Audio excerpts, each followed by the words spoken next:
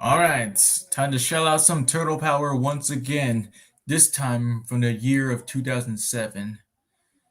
A pretty decent year. Not really a good year for Spider Man at the time, but everything else, yeah, it was average, so to say.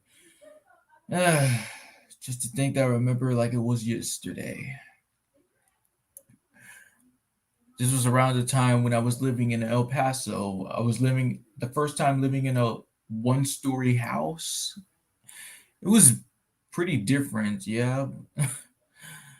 uh, yeah, I can remember it all. Yeah.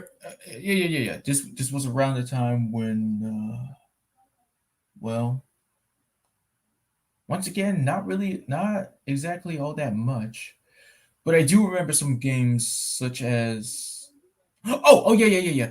Okay, let's see, the yeah, the V Smile and the I think I had like Game Boy or some kind of gaming system. Can't really remember the name of it, but I do remember like some games. Like yeah, of course there was for V Smile like Alphabet Park Adventure and some SpongeBob learning games and this one game called what was it called? Some cyber adventure game, kind of. Like the music that I used in Sean Marquette's Hall of the Greats episode in the ending, the music took me back. That's what that was. And there was also that game that one like fishing toy game where you just like fish for piranha. I don't know why there were like piranhas and stuff.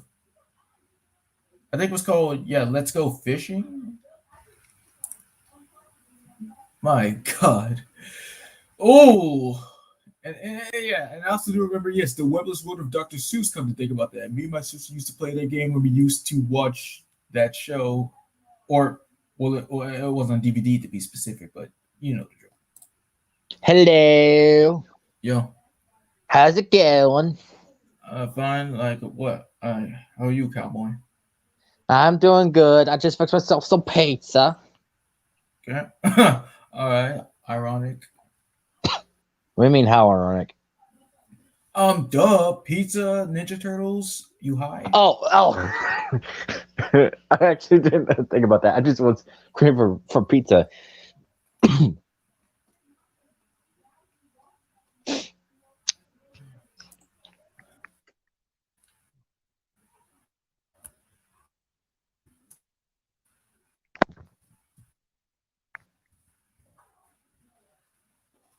Oh, let's see.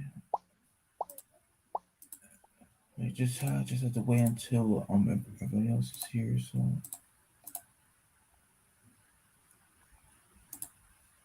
oh yes, but to be honest and stuff, as the day so far, all I was doing was just watching Adventures of Sonic the Hedgehog on YouTube. Well, that's fine. You? Uh, Not much. Watching TV, playing games, YouTube, all that jazz. Like, I'm just still waiting on like Blitz's episode. Yeah, I'm still waiting on this episode too. I haven't worked on Electro yet, but I will. Uh, Memory is everything. Without it, we are blind. If we're to defeat him, you have to trust me. There's nothing you can do to stop me. Rated PG-13.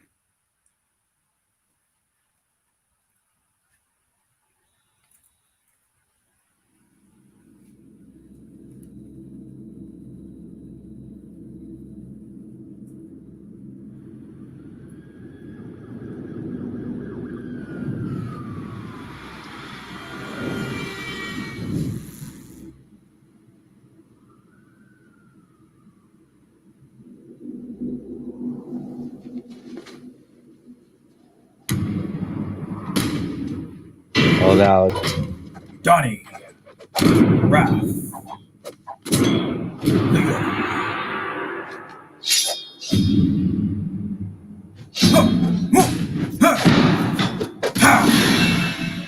And Mikey. I'm okay.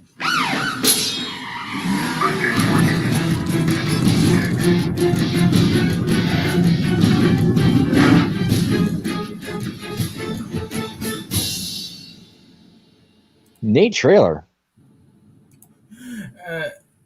And like I don't know if you saw this before. Like, have you? No, I don't think I've seen the trailer. I don't remember how I was able to get a DVD of it, but yeah, I don't remember much of that. So, but still, good movie, and I even have the game of it. I actually played a little bit of it. It's actually not that bad. Good. Mm.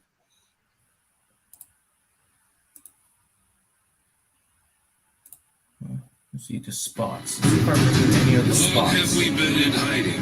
Perhaps too long. We must return to the surface to take back what is ours. We stand together as a family. For honor. For justice. Love being a turtle. March 23rd. Only in theaters. Tmnt. This film is not yet rated. We must return to the surface. We stand together as a family. For honor. For justice. I love being a turtle. For each other. TMNT. Rated PG. Starts March 23rd. On March 23rd, experience the first great family movie of the year. Happy birthday! I need backup. TMNT. Rated PG. Only in theaters. On March 23rd, it's time for a new breed of hero to be heard. Anyone for dessert? Turn it on. I say we kick butt. Crank it up. That's what I'm talking about. Shut it out. Did anyone see that thing that hit us last night? Only in theaters. TMNT. It looked like your mom, dude. I don't think your mom's hip. PG. Only in theaters March 23rd. Leonardo, I'm sensing a great threat. We need to be a family once again. On March 23rd, Within hours, we'll lose the city to monsters. I have to disagree with you on that. four brothers will unite as one. Leonardo, Raphael, Donatello, Michelangelo. Yeah! TMNT. Got any moves left? Use this one! In PG in theaters March 23rd.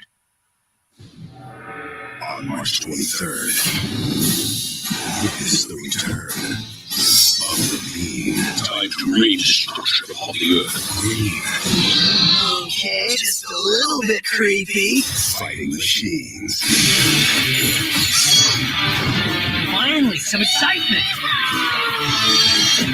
Got any moves left? Use this one! Teenage Mutant Ninja Turtles. Rated PG starts March 23rd. On March 23rd, it's time for a new breed of hero. Yeah, we already seen it before. Let's see. But yeah, I do prefer the Nickelodeon version the most, bro.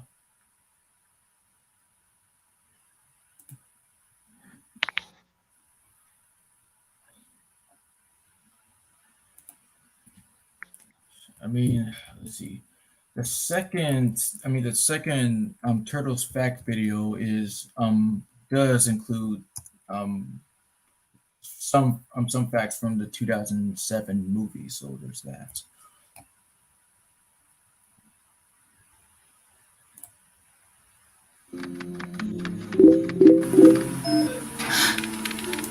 Oh, it seems like just yesterday when we brought you over 3 decades worth of turtle trivia with the 107 facts you should know about the Teenage Mutant Ninja Turtles. You didn't think we were done though, did you? There's so many more facts! We barely even poked our heads out of our shells, as it were. Get it? You know, because the turtles thing. Hi everyone, I'm Johnny with Channel Federator, and today we're revisiting everyone's favorite heroes in a half shell. 107 Facts doesn't even begin to cover it. Are you a diehard fan? Just wondering what all the fuss is about? Well, we've got something for everyone as we count down the 107 more facts that you should know about the Teenage Mutant Ninja Turtles. Let's get started!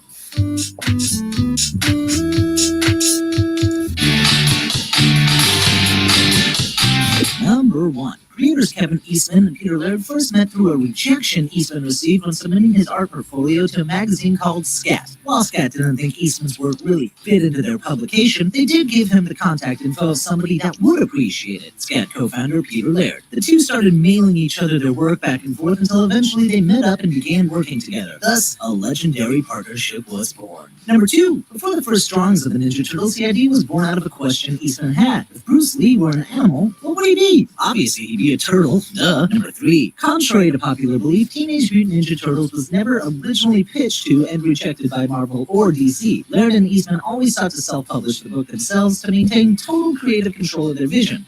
You know, who needs Marvel anyway? It's not like those guys are successful. Number 4. So how old are the Turtles exactly? Well, not even their creators know. According to Laird, the Turtles in the comics never had a defined age, just that they were teenagers. There is also no oldest or youngest turtle, as Laird assumes all of them are roughly the same age. He never found it all too important to the storytelling process and doesn't really think too much of it, and neither do I. But if I were to guess, I'm going to say Leonardo's the oldest, followed by Raphael, then Donatello, and Michelangelo being the youngest, of course. Number 5. Laird did say that the Turtles had reached their late 20s to early 30s by Volume 4 of the Mirage comic, effectively subtracting one adjective from their name. Grown-up Mutant Ninja Turtles just doesn't really have the same ring to it. Number 6. Yeah. The reason Michelangelo wields nunchaku is because they were the weapon of choice for characters played by Bruce Lee. Number 7. According to Laird, Michelangelo has a fascination with humans that none of the other turtles possess. If it were up to him, he'd be on the surface every day as an integrated member of human society. Yeah, Mikey, it's all fun and pizza now, but just wait till you have to get a real job and real bills.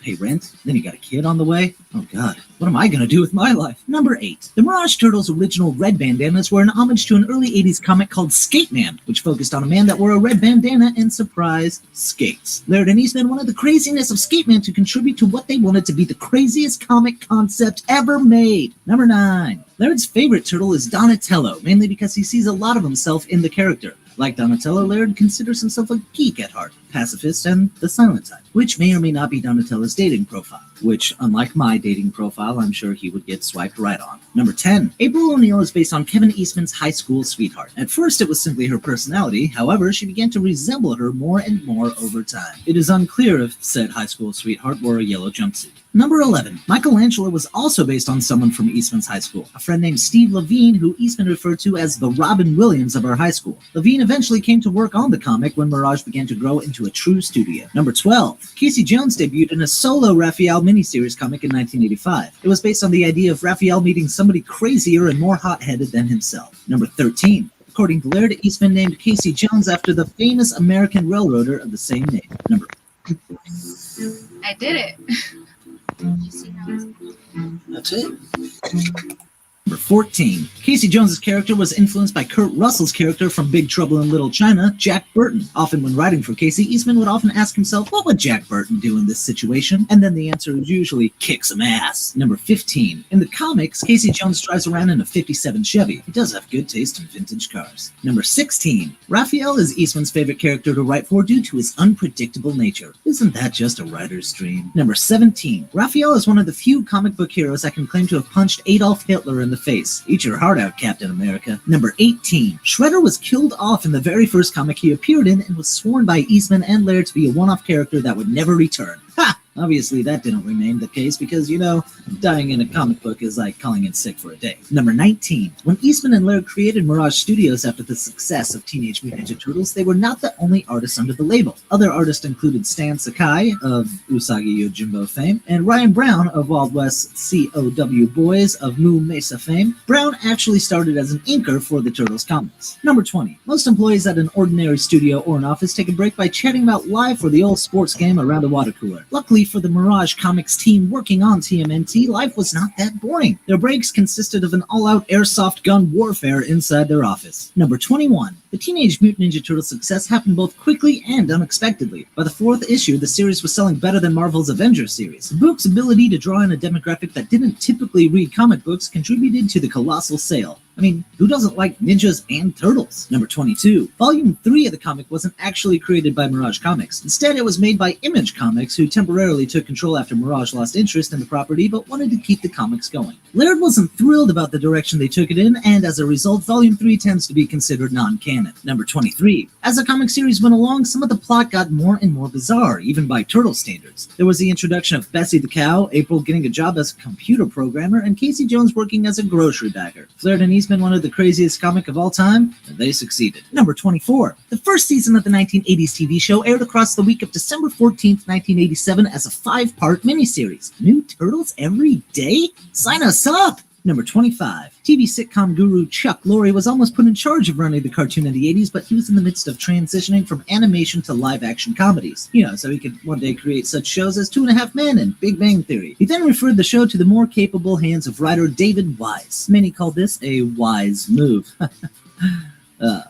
Number 26. When the producers contacted Wise, they were very careful about how they pitched it to him, since they didn't know how any sane writer would react to such a ludicrous concept. Wise claims that they were stumbling over themselves during the pitch, trying to explain it to the writer in a way that wouldn't scare him away. Luckily for them, Wise knew what they were attempting to pitch him before they told him the title, as he was a big fan of the Turtles prior to becoming the writer of the cartoon, much to the relief of the producers. Number 27. Michelangelo's famous catchphrase, "Cowabunga," was given to him by Wise for the cartoon. Wise wrote the catchphrase for a scene in the first episode in which a building floods and Michelangelo uses the life or death scenario to show off his surfing skills, which he shouts "Cowabunga" for the first time. The sequence was based on a scene from Charles Schultz's Peanuts comic in the 1960s, in which Snoopy can be seen surfing while exclaiming "Cowabunga" in deep, bold text. The higher-ups on the show loved the catchphrase so much that Wise slipped it into episode after episode until it just became a thing. Number 28. Cam Clarke and Townsend Coleman were casted for the 1987 cartoon before they were assigned their roles. During pre-production, the two actors would switch back and forth between being Leonardo and Michelangelo as sort of an ongoing post-casting audition. At some point, it was decided that Clarke would play Michelangelo and Coleman would play Leonardo, but this casting was never officially enforced, so Clarke became Leonardo and Coleman became Michelangelo.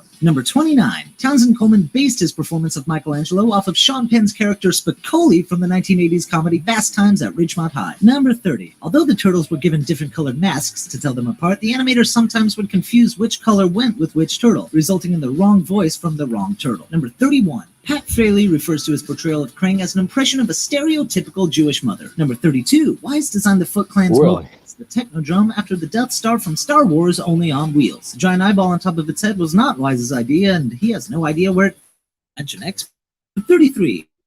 Walters never missed dimensional reference to the Turtles, the Mirage comic books. This let the Turtles leap into our dimension almost entirely up to the interpretation of Varner, whose design ultimately passed judgment with the one small alteration, the removal of a small tail he gave to Turtles. Number 34. During the original run of figures, Playmates released nearly 300 different Turtle figures between 1988 and 1997, including Super Swim and Wrath and Farmer Mike with Turtle Tractor, because you don't get to 300 without stretching it a little bit. Number 35. Playmates Toy continues to support the Teenage Mutant Ninja Turtles to this day, with new toy lines for Nickelodeon's 2012 reboot of the series. We can all learn a thing or two about commitment from them. Number 36. In a rare move for a cartoon series, even today, the producers of the show were allowed to give the series a proper ending. Most kids' cartoons are not allowed to, so as networks fear last episodes discourage kids from watching repeats, but nothing can stop these ninjas. Number 37. At 10 seasons and 193 episodes, the first cartoon ranks number 8 on the longest-lasting animated shows in U.S. history. Number 38. Just about every major Hollywood studio, from Disney to Paramount Pictures, turned down the opportunity to create a live-action movie. They believed such a concept would generate the next Howard the Duck or Masters of the Universe, which were, in case you didn't know, huge box office failures. The movie was picked up by New Line Cinema,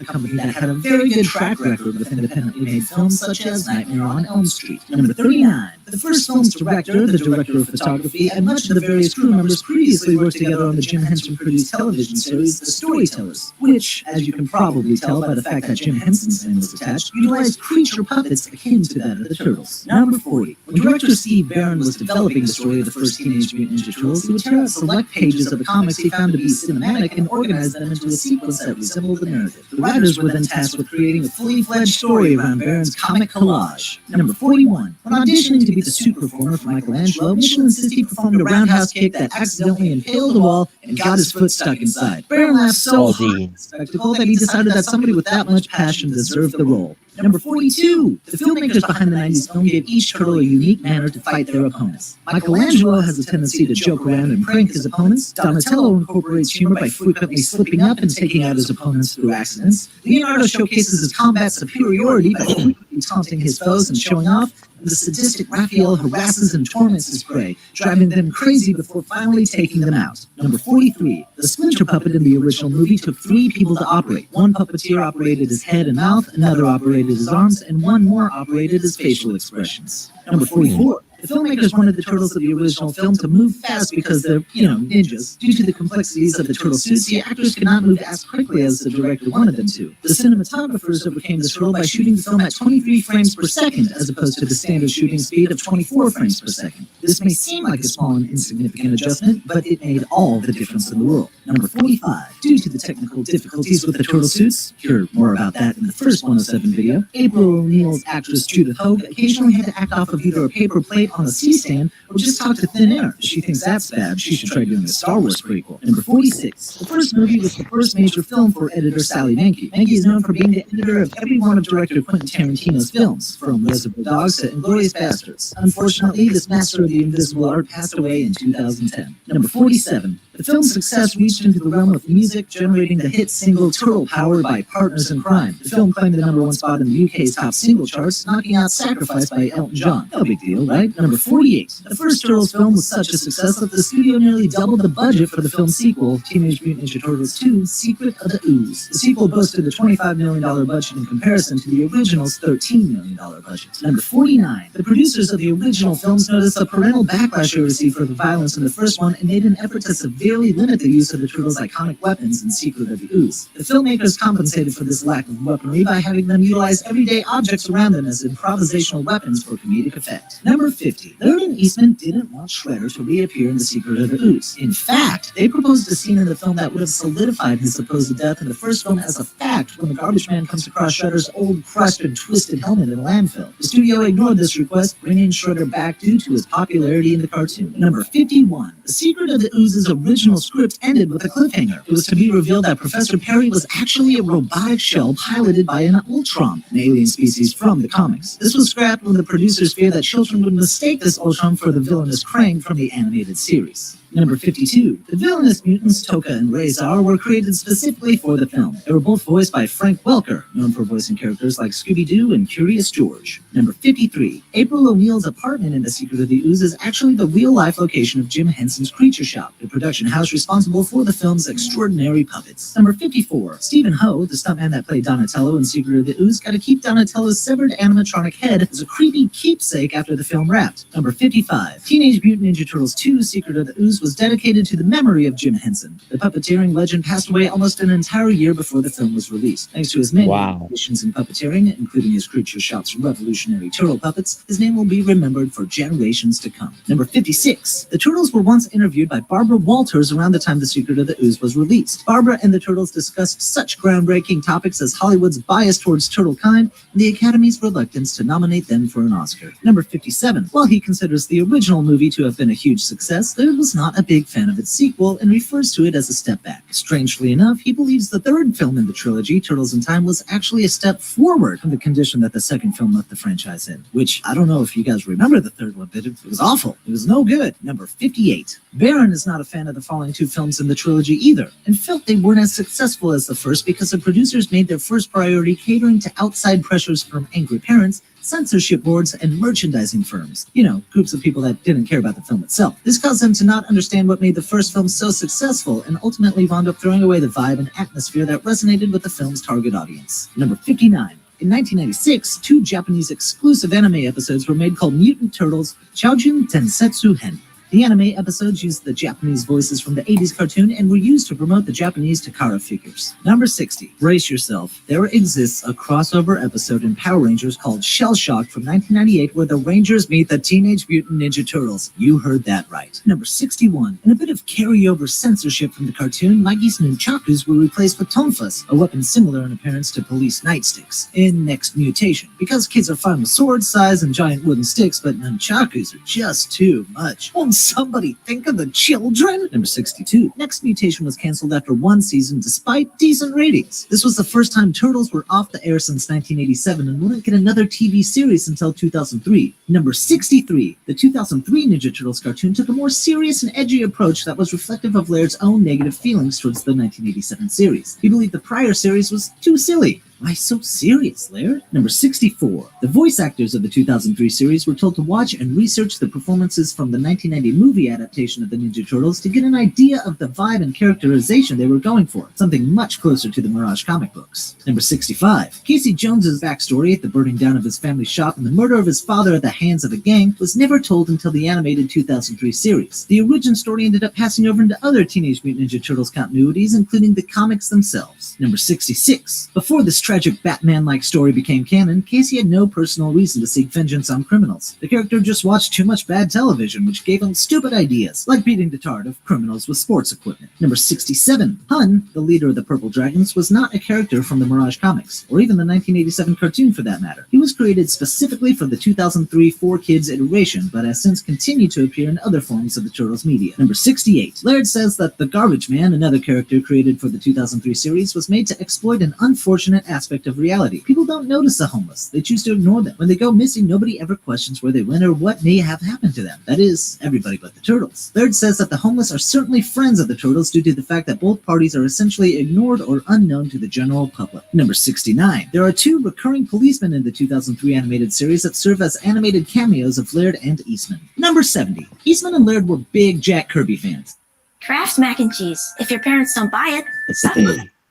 This might be my fault. Bold. Unique. Authentic. Ever changing.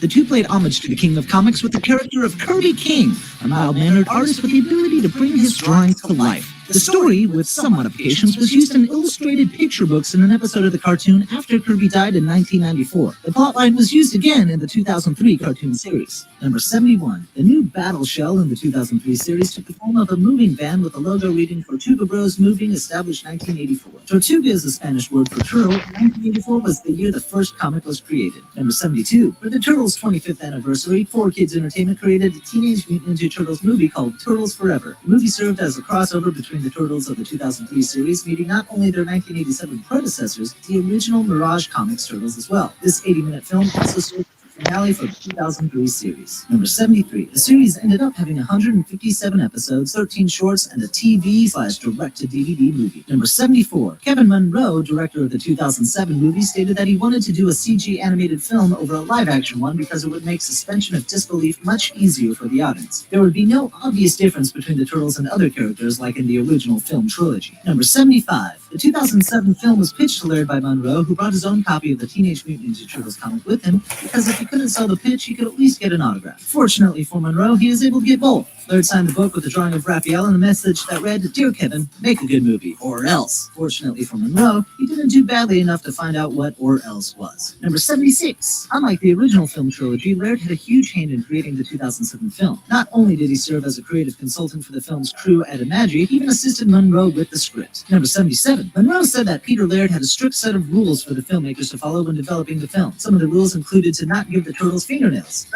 Michael Bay. The Turtles were not to have romantic feelings for April or any other female characters for that matter. Only Michelangelo and Raphael speak in contractions, and the Turtles could not jump 20 feet in the air. Number 78. Shredder's exclusion from the 2007 film was a creative choice made by Laird, who was getting tired of seeing Shredder as the Turtles' on-screen antagonist. Laird wanted to explore the comic's fantasy elements and create a new character using that basis. Number 79. The 2007 film is very loosely connected to the original trilogy of live-action films, similar to how Superman Returns is connected to the Christopher Reeve Superman films. While the events in the previous films did occur in the past of these Turtles, they may or may not have happened in the exact same manner. Number 80. Munro was adamant about not casting celebrities to provide the voices of the Turtles because when you heard Leonardo speak, you didn't want to hear Tom Cruise. He believed that having actors that weren't known by the world would make the Turtles more real, especially to the hardcore fans. Number 81. Munro may have had a no celebrities rule for the Turtles, but he sure didn't enforce it on the supporting cast. April O'Neil is played by Sarah Michelle Gellar, also known as Buffy the Vampire Slayer. Casey Jones is played by Chris Evans, who is certainly no stranger to the comic book genre with his role as the Human Torch and Captain America. The film's antagonist, Max Winters, is played by Patrick Stewart, known for his roles of Captain Picard in Star Trek and Professor Charles Xavier in the X-Men films. Who wouldn't want to see Buffy and Cap fight Professor X? New fan fiction? Make it happen, people. Number 82. Even though he's not quite as iconic as Tom Cruise, Raphael's voice actor in the film Nolan North is certainly a famous name amongst the gaming community. His resume boasts the likes of Nathan Drake from the Uncharted series, Desmond Miles from Assassin's Creed, and the video game incarnation of Marvel's Deadpool. Number 83. For the 2007 film, Master Splinter was played by legendary Japanese actor Mako, who you may better know as Uncle Iroh from Avatar: The Last Airbender. Unfortunately, Mako passed away midway through the film's production, and as a result receives a dedication at the end of the film. Number 84. After director Kevin Smith saw the trailer for the 2007 film, he contacted the filmmakers demanding a cameo role. Due to the film being so far into production, granting Smith his wish was quite difficult, but ultimately doable. He appears very, very briefly as a chef in the final film. Number 85. The film's intense musical score was composed by Klaus Badelt. He had previously created music for the films Gladiator and Pirates of the Caribbean: The Curse of the Black Pearl. Number 86. Raphael's motorcycle in the 2007 film was based on the real-life KTM adventure bike. Number 87. The idea of a CGI show predated the 2012 show by at least 10 years. In 2001, Mirage teamed up with Rainbow Studios to create an animated CG pilot to be sold to Warner Brothers to air on either Kids WB or Cartoon Network. Warner Brothers ultimately passed and the project died. You bet they're probably kicking themselves right about now. Number 88. The Teenage Mutant Ninja Turtles franchise was purchased by Viacom in 2009. The fruits of this purchase were the 2012 animated series on Nickelodeon and the Michael Bay film series from Paramount Pictures. You've truly got to take the good with the bad, I suppose. Number 89. The final poses the Turtles strike in the 2012 show's original theme song is reminiscent of the poses they make on the cover of Teenage Mutant Ninja Turtles #1. Number 90. The writers of the 2012 show always look to the Turtles' past when creating episodes, with ideas being inspired by every Teenage Mutant Ninja Turtles continuity out there, from the comics to the films to the 2 previous cartoon series. The show is essentially a celebration of the Turtles' iconic history. Number 91. The 2012 show's art style was based on the illustrations from the very first issue of Mirage Comics' Teenage Mutant Ninja Turtles. Number 92. According to the crew behind the show, they based their balance of dramatic and comedic storytelling off of animated dramedies like Avatar: The Last Airbender and its spin-off, The Legend of Korra. Number 93. The writers of the 2012 show enjoy incorporating homage villains for the Turtles to fight. They are semi-original villains that typically resemble some of history's iconic movie villains, like Jason Voorhees. This generally comes from the writers' love of crossovers between different forms of media. Number 94. Actor Seth Green took over the role of Leonardo during the 3rd season of the 2012 version. Green had previously voiced Leonardo in his critically acclaimed Toymation show Robot Chicken, which there's also a 107 video of. Check it. Number 95. Instead of leaving Leonardo's voice change an unexpected occurrence that fans would just have to accept like many other shows that recast, Green's arrival was explained by giving Leo a throat injury.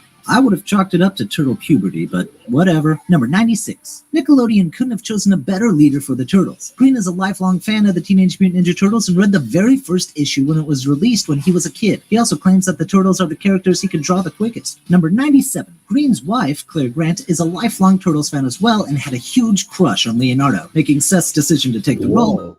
Wink. Number 9. Prior to recruiting Leonardo, the Turtles leader. Who may or may not have been let go from the show by Nickelodeon due to some dicey comments he made about a senator's wife over Twitter, he was then temporarily replaced by Dominic Ketchum. Number 99. April O'Neil's 2012 iteration is played by Mae Whitney. Mae is the daughter of Pat Music, who played Mona Lisa in the 1987 animated series. Number 100. Rob Paulson has actually known Whitney since she was born, admitting that playing a character with feelings for her character can get a bit weird at times. Number 101. The 2012 version of Casey Jones is played by none other than Josh Peck. Peck is a longtime member of the Nickelodeon family, having starred in such shows as Drake and Josh and The Amanda Show. Number 102. The 2012 incarnation of Mona Lisa was voiced by Zelda Williams, the daughter of comedic legend Robin Williams, who was a huge fan of the Teenage Mutant Ninja Turtles and even owned a collection of the comics. She must have inherited her father's good taste. Number 103. The 2012 version features 4 voice actors that had previously played roles in the CG animated film in 2007. This includes John DiMaggio, who voiced Colonel Santino in 2007 and Pizza Face in 2012, Kevin Michael Richardson, who voiced General Aguila in 2007 and Shredder in 2012, Fred Tatasciore, who voiced General Gatto in 2007 and Rocksteady in 2012, and Nolan North, who played Raphael in 2007 and Krang in 2012. Number 104. The 2012 version's episode The Croaking features a character named Napoleon Bonaparte, an incredibly unsubtle reference to Napoleon Bonaparte. Bonaparte is even voiced by John Heater, who played Napoleon Dynamite in the film and the animated series of the same name. And yes, there was a Napoleon Dynamite animated series. Number 105. Does the ringtone of the 2012 Turtles communicator sound familiar? It's a MIDI version of the theme song to the legendary 1987 Ninja Turtles cartoon. Number 106. The 2012 version's episode Follow the Leader, Michelangelo spouts the phrase Go Ninja, Go Ninja, Go! These are actually lyrics to Vanilla Ice, the song featured in the Turtles' second theatrical outing, Teenage Mutant Ninja Turtles 2, The Secret of the Ooze. Number 107. The 2012 incarnation of Casey Jones wields a hockey stick labeled Eastman, a nod to co-creator Kevin Eastman. Thank you guys for watching. That was awesome. Yes. I wonder where Blitz is. Yeah, I mean, like, he at least needs to like say like something to just give the. I mean, like that's what I would do beforehand. Why hide your skin? If Dupixent has your moderate to severe eczema or atopic dermatitis. Did you know that Donatello in Nickelodeon's current incarnation of the Teenage Mutant Ninja Turtles animated series is voiced by the same guy that plays Raphael in the 80s Ninja Turtles cartoon? Emmy Award-winning voice actor Rob Paulsen, also known for Pinky from Pinky and the Brain, Yakko from Animaniacs, and much, much more, had the chance to re-audition for another Turtle 25 years after the original series. With the respectful blessing from Donatello's original actor, Barry Gordon, Rob auditioned and booked the part, having 2 different turtles under his belt. Don't you wish you could deliver lines like that with a straight face? Trust me, guys, they're gonna break into that lab tonight. I have reliable intel. Barry Gordon, along with fellow 80s Turtle actors Cam Clark and Townsend Coleman, got to return for a brief cameo in an episode of the Nickelodeon series, where the 80s Turtles appeared in an alternate dimension. This wasn't the only clever casting reunion that occurred, however. Raphael is currently played by Sean Astin, best known as Samwise from the Lord of the Rings film trilogy, as well as Mikey Walsh from the Goonies as a young actor. Raphael's pet turtle, Spike, is transformed into a new incarnation of the evil mutant turtle, Slash, voiced in the 80s series by Pat Fraley, who also played Krang, Casey Jones, and many other characters. The Nickelodeon version of Slash was played, in fact, by Corey Feldman, who not only played Donatello in 2 of the live-action Ninja Turtles movies from the early 90s, but was also previously known as Mal from the Goonies, bringing 2 Goonies cast members together as Ninja Turtle versus Ninja Turtle. No way, Atomic Mouth. Gilligan was her main man. They'd be married and have 6 kids by now. Never liked the name Spike. Call me Slash. Wait, we have to find that guy and break his phone and his face. Speaking of Raph, Nolan North, who previously played Raphael in the 2007 TMNT animated film, voices the entire race of the Krang in the Nickelodeon series. Some other little interesting tidbits regarding the actors in this show. While half of the Turtles are played by straight-up voice actors like Rob Paulsen and Greg Sipes on Michelangelo, the second half are celebrities, Sean Astin and Jason Biggs on Leonardo. Although Jason Biggs was later voice matched by Dominic Cutrambone and then finally replaced in Season 3 by Seth Green. The series' younger incarnation of April O'Neil is played by Mae Whitman, who is the daughter of Pat Music. Pat Music played female mutant Mona Lisa in the 80s series. Also, while casting for the part of Orokusaki, the Shredder, many Asian actors were taking part to keep casting racially appropriate, as was the case for Master Splinter, which ended up being cast to Hoon Lee. Ultimately, a perfect fit wasn't found, and eventually experienced voice actor Kevin Michael Richardson took on the role of the Shredder. Ironic is the 80s Shredder was also played by an African-American actor, the late great James Avery of Fresh Prince of Bel-Air fame. You would be wise to lose your flippant ways if you wish to join the Honorable Foot Clan. Your skills are impressive, but they will not save you. Later, however, an Asian actor was cast to play the Shredder in the Ninja Turtles video game Out of the Shadows in the form of Matthew Yang King.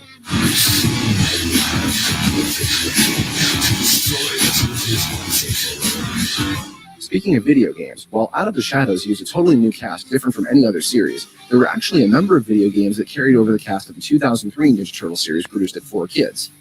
These actors, who funnily enough recorded the show in New York City, where the Turtles themselves hail from, worked on multiple seasons of the 4Kids animated series, as well as a whole ton of video game tie-ins. Not to mention Ninja Turtles Smash Up, despite the game using the design from the 2007 TMNT film with a different cast, and a remake of the legendary Turtles in Time game called We Shall. This cast's biggest score, however, was the monumental Turtles Forever feature film, in celebration of the Ninja Turtles' 25th anniversary. This movie included the 2003 Turtles, the original comic book Turtles of Mirage Studios, and even the Turtles of the old 80s cartoon. However, due to this production being non-union and recorded in New York, the original cast of the 80s series was not brought back to reprise their roles. Instead, actors from 4Kid's East Coast talent pool were brought in to voice match the original cast. This microwave transmitter should penetrate all the way to the Technodrome. When Krang picks up the signal, he'll think he's watching a real news broadcast. Okay, guys, here's everything we'll need to take down the Technodrome. Exploding throwing stars, anti-Technodrome roller skates, SPF 1000 sunblock. This series also just so happened to carry the curse of Michelangelo that had often happened with previous Ninja Turtle series. Sam Riegel was originally set to play Michelangelo and Wayne Grayson as Donatello, but after recording the first pass of the 4Kids series' first episode, voice director Sue Blue, who also directed much of the original 80s series, wasn't too happy with the results. And the next day, the actors for Mikey and Donnie were switched, giving them the voices they would keep for the entire show. You think this is bad? You should see us when we have weapons!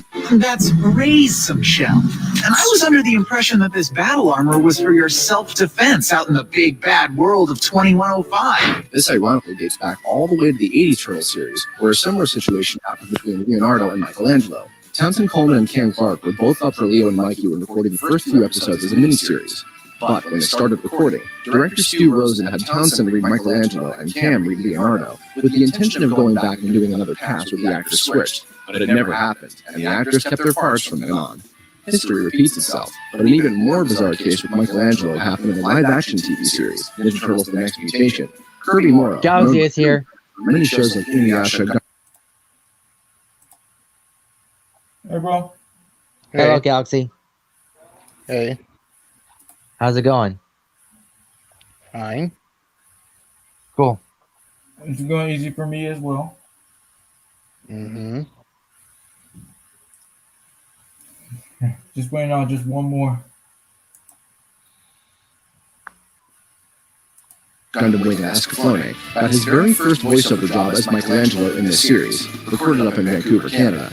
Kirby did his research by watching the movies and the original cartoon to determine the general avenue of the voices they were looking for, and he was in fact the first actor to be cast in the Next Mutation series. But a crazy incident occurred on the first day of recording, where the executive producer was extremely displeased with the voice Kirby had been using for Mikey, after a long period of 2 months with the character set in place. After a long process, a new voice was developed and ultimately used. It turned out this was because the night before, the executive producer and the casting director were drunk at a bar, and joked about how, quote, wouldn't it be funny if Michelangelo were voiced by a big black guy, and it stuck in their head, causing a major argument the next day while recording. This issue that came up is the reason that Michelangelo sounds so radically different than his usual surfer dude voice. Raphael to the rescue! He's always out of control! You Ralph's getting close! These live-action Next Mutation Turtles also cameoed in an episode of Power Rangers in Space, but were not played by their usual Vancouver actors. The curse of Michelangelo seems to be broken in recent years, however, as Greg Sipes, an actual surfer dude, has taken on the role of Mikey in the Nickelodeon series. You look like a bloated buffalo! I wish this moment could last forever. And to be fair, going back to the 90s again, Mikey was of course played in the live-action films by a fellow who'd go on to be quite experienced in voiceover, former child actor Robbie Rist. Come on, don't just ninja kick the damn rabbit! Do something! And in fact, even in the upcoming Ninja Turtles movie produced by Michael Bay, Michelangelo is being played by a voice actor. Noel Fisher, who also worked on shows like X-Men Evolution, Fillmore, and Hamtaro, is donning the orange mask for Mikey. Whoa, chill, just a mask. See? Don't freak out. Another nice score for voice actors previously was on the 2007 Tmnt movie. Studio Imagi recorded the entire film with the intention of using just voice actors. But then, when the rights to the movie were bought out by Warner Brothers, suddenly a few key characters were replaced by celebrities, including Sarah Michelle Gellar as April O'Neil, Chris Evans as Casey Jones, and Patrick Stewart as the movie's villain Max Winters. But thanks to Ninja Turtles creators Peter Laird and Kevin Eastman stepping in, the voice actor quartet of James Arnold Taylor, Nolan North, Mikey Kelly, and Mitchell Whitfield were kept in the roles of the four Turtles, insisting that they didn't want the audience to look at the Turtles and think of the celebrities before the characters' personalities. Last little note about this movie, Master Splinter was played by the late great Academy Award-winning Mako Iwamatsu. One day before Mako unfortunately passed away from esophageal cancer, he was announced to be the voice of Splinter and that he had finished recording before his death. But Greg Baldwin, who had also voiced Master Mako on the Avatar The Last Airbender series for Nickelodeon, performs a substantial portion of Splinter's dialogue in the finished film. Tmnt is the last film to feature the voice of Mako. You owe me no apology, but perhaps you should talk to Raphael. Your absence has been particularly difficult for him, though he'll never admit it. Thanks for watching. This video was inspired by Did You Know Gaming, so go check out their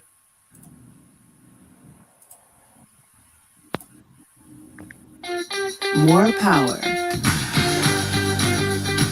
More fun.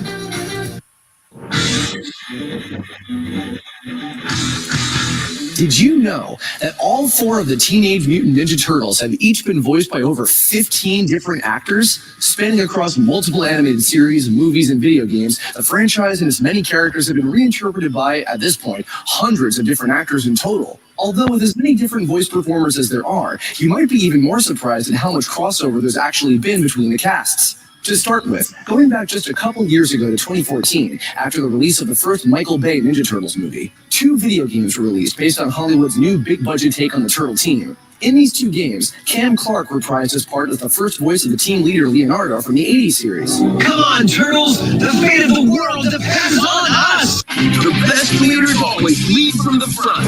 Like you need an excuse to scarf pizza, Mikey. And Cam also played not Rocksteady, who he also voiced in the original 80s animated series, but this time Bebop in the Brothers Unite game, giving Cam another first honor of having played both Bebop and Rocksteady in different incarnations. What boat should we swipe? We gotta do this scientific-like. Told you you should be seeing me again, chumps. Time for being on top 10 countdown of pain. Moving ahead a couple years later, the Platinum-developed video game Mutants in Manhattan featured another new cast for the Turtles and their many allies and enemies. The voice of Raphael from the 2007 TMNT animated film from Imagi Studios, Nolan North, was featured in this game as Leonardo, Splinter, and Shredder. He's also the voice of the entire alien race of the Krang in the 2012 Nickelodeon animated series, as well as their version of Agent Bishop, making Nolan to have voiced 6 different iconic characters from the franchise. Mutants in Manhattan also featured Fred Tatasciore, reprising his role as Rocksteady from the 2012 Nickelodeon series, but this time with a different voice, as well as playing Slash. You mutate me into giant talking ladle? No, Bebop! Let me in on the fun! Say your prayers, ladle. Mr. Hill Rocksteady with now 2 different accents, New York and Russian based on his original human form in the 2012 series, Ivan Bronco. Most recently, Rocksteady could be heard being portrayed with an Irish accent in the second Michael Bay Ninja Turtles movie, where he was played by Stephen Seamus Farrelly. The cast crossovers continue in a recent series of shorts produced by Nickelodeon, created by different animation teams, each with their own unique cast of the Turtle. But yet again, there were more than a few familiar voices. Turtles Take Time and Space featured 2 different Michelangelos, both reprising their respective versions of the characters. Greg Sipes as the modern Mikey, and Townsend Coleman as the classic 80s Mikey. This show also featured Eric Bauza, known as Hyperclaw from the Nickelodeon Turtles show, as the voice of Leonardo. And on that note, Bauza also voiced Donatello in the short Don vs. Raph. Mikey, you have to stop eating all of our pizza in 10 seconds. Raph challenged me to a fight to prove me and my inventions wouldn't be enough to save me from his, This short featured its own unique cast of the Turtles, but also included Matthew Yang King as both Splinter and the Shredder, the latter of which he'd previously portrayed in the 2013 video game Out of the Shadows. Patience, Leonardo. Pride will soon give way to understanding. Let us boss. This is the dumbest thing I have ever seen. Finally, the short Pizza Friday, which was co-written by TMNT co-creator Kevin Eastman, featured Barry Lowenthal as Leonardo, who had also previously been in the Out of the Shadows game, but as Donatello. What the heck is Interstellar? That doesn't...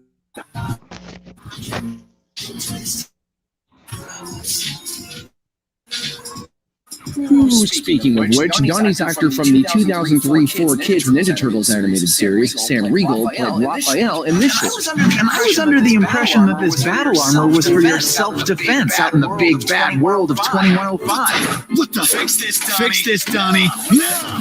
Perhaps the funniest bit featured in this one was April, who this time was voiced by Kevin Eastman's wife and manager, Courtney Eastman. This is officially the worst idea in the history of ever. We're gonna get caught.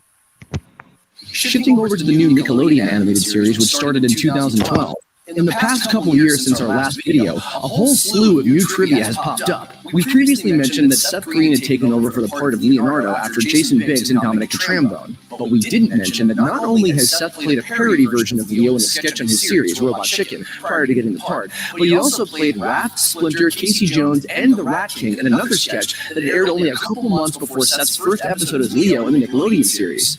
Mike, Rat is going to be super ticked if we watch the Crognard finale without him. Splinter, are you eating garbage? What? Ew, gross. It shouldn't be sitting around, so I'm going to take the garbage out, and you get back to your lesson. During the same month as that Robot Chicken episode airing in June of 2014, another funny overlap happened, but this time on purpose. We've talked about Nolan North's many roles in the Turtles franchise, but we forgot to mention that the episode Plan 10 features a direct reference to Nolan's portrayal of both Raphael and the Krang, where Raph accidentally switches bodies with one of the Krang aliens, having Nolan's voice come out of the cool but rude red bandana-wearing turtle once again. Wow, so smug! You know that?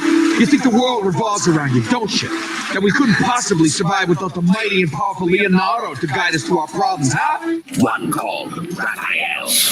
The Nickelodeon series has also featured a massive number of new special guest stars, some of which are playing pretty significant characters from the Turtles mythos. Roseanne Barr as the Krang Prime, Gilbert Gottfried as Krang Subprime, David Tennant as Professor Honeycutt the Fugitoid, Peter Stormare as Lord Dreg, Lance Henriksen as Zog, Michael Dorn as Triceraton Commander Mozar, Michael Ironside as Triceraton Emperor Zanmorin, John Hader as Napoleon Bonafog, Jim Hiddick as Lord Simultaneous, Graham McTavish as Savanti Romero, Ashley Johnson as Renette, J.B. Smoove as Bebop, Dwight Schultz as Worm, and Zelda Williams as Mona Lisa, just to name a handful of the many more. There were also a few more clever throwbacks to the previous Turtles incarnations. Renee Jacobs, voice of April from the 80s series, appeared in an episode as April's mom, Mrs. O'Neill, and Robbie Risk, voice of Mikey from the original live-action trilogy of Turtles movies, played opposite to the new Mikey in the form of Mondo Gecko. Move it, will ya? I let him go right by you! Can you believe this guy? Dude, that name sucks, and I'll make you pay for it.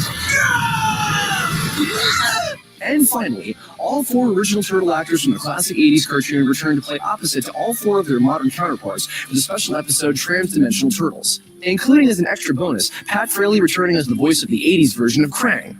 Not wanting to miss a golden opportunity, this episode also, of course, featured a quick scene of Rob Paulsen talking to himself as both 80s Raphael and 2012 Donatello. I think I'm gonna like putting some more cracks in this imposter shell. And you, Gabby, why do you sound so weird? Me sound weird? Heard yourself lately?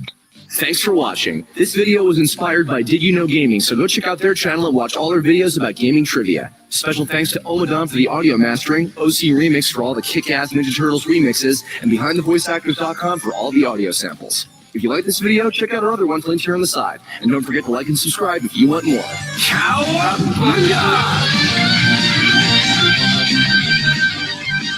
Also, Butch just texted me on Instagram. I see him, all right. He said, yeah, he's just cleaning, but he will join in a bit.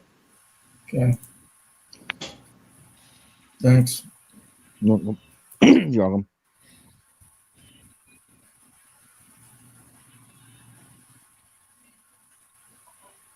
It was a tragedy. With knockoff batteries, Little Miss Cupcake never stood a chance. Until Energizer Ultimate Lithium. Oh, the number one. What the heck? AA battery. Case closed.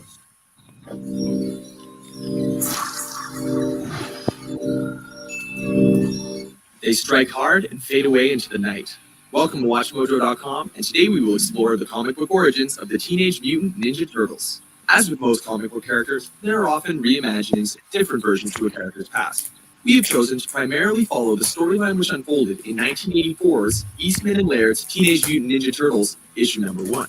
A tale with a rich story and beloved characters, few fans would suspect that artists Kevin Eastman and Peter Laird originally developed their Turtles idea from little more than a joke sketch, as well as their appreciation for the Ronin and Marvel New Mutants comic book series. Influenced by these works, their characters borrowed story elements from superheroes like Daredevil, namely his encounter with a toxic chemical spill, his old mentor, and deadly ninja clan called the Hand. As such, they were introduced within a colorless, gritty, and violent story of revenge and honor. Specifically, it centered on the origin of an old mutant rat named Splinter and his 4 likewise mutated turtle apprentices. The tale began in 1960s Japan, where Splinter once lived as the pet of Master Himoto Yoshi, the finest warrior of the Foot Clan, whom he studied from his cage. Mimicking his movements from my cage and learning the mysterious art of ninjutsu. Unfortunately, Yoshi was pitted in a fierce competition with fellow clan member named Oroku Nagi, and two fought for everything, including the love of a woman. This came to a head when Nagi beat the woman out of jealousy and anger. Enraged, Yoshi took it upon himself to kill his rival, an action that shamed him in the eyes of the clan and forced him to escape to America. After arriving in New York City, Yoshi was soon pursued by Nagi's younger brother, Oroku Saki, who had become the clan's deadliest warrior and the leader of the American branch. Taking on the identity of the Shredder, Saki tracked down and killed both Yoshi and his wife. Surviving the onslaught, Splinter was forced to wander alone until he eventually witnessed a canister of toxic waste fly from a truck and knock a bowl from a boy's hands into the sewer. Finding 4 young turtles, Splinter gathered them up from the ooze that had spilled from the canister before discovering that they had all grown larger, intelligent, and able to speak. Pizza! Pizza! Serving as their surrogate father, Splinter taught them his knowledge of ninjutsu and gave them names from a Renaissance art book that he had found in a storm drain. Yeah, I can't really show because God knows how much long it runs. But... They completed their training under 4 separate weapon skills, and Splinter finally tasked them with avenging his master. To do so, he sent Raphael to infiltrate the Foot headquarters and deliver a challenge for a duel that would restore Hamato Yoshi's honor. Arriving as requested, Shredder examined the creatures from a far-off rooftop and pondered their connection to Yoshi before sending in his ninjas to destroy them. Emerging victorious from the battle, the turtles were injured, and Shredder used the opportunity to try to finish them off. However, he underestimated them and was stabbed in the torso by Leonardo. Defeated, Shredder was offered an honorable death by committing seppuku. Refusing, he pulled out a bomb before Donatello struck him off the roof with his bow staff. With their mission complete, the turtles returned home, having slipped away into the night as full-fledged ninjas. An overnight sensation followed the release of the comic, and the Teenage Mutant Ninja Turtles were quickly given a family-friendly animated series in 1987 and a live-action film franchise in 1990. Awesome! While the origin tale remained similar, changes were made to make the Turtles appear to a younger demographic. This was accomplished by giving them a lighter tone, catchphrases, love of pizza, unique personalities, and individualized bandanas, as they all wore red in the comic book covers. In 2003 and 2007, respectively, the Turtles re-emerged in an all-new series and animated film. A cultural phenomenon, the Turtles have since starred in countless comics and media, and will once again reintroduce themselves in Michael Bay's 2013 film. This promises to not only reintroduce the classic heroes to a new generation, but present fans with an all-new, if controversial, origin tale. These turtles are from an alien race, and they are going to be tough, edgy, funny, and completely lovable.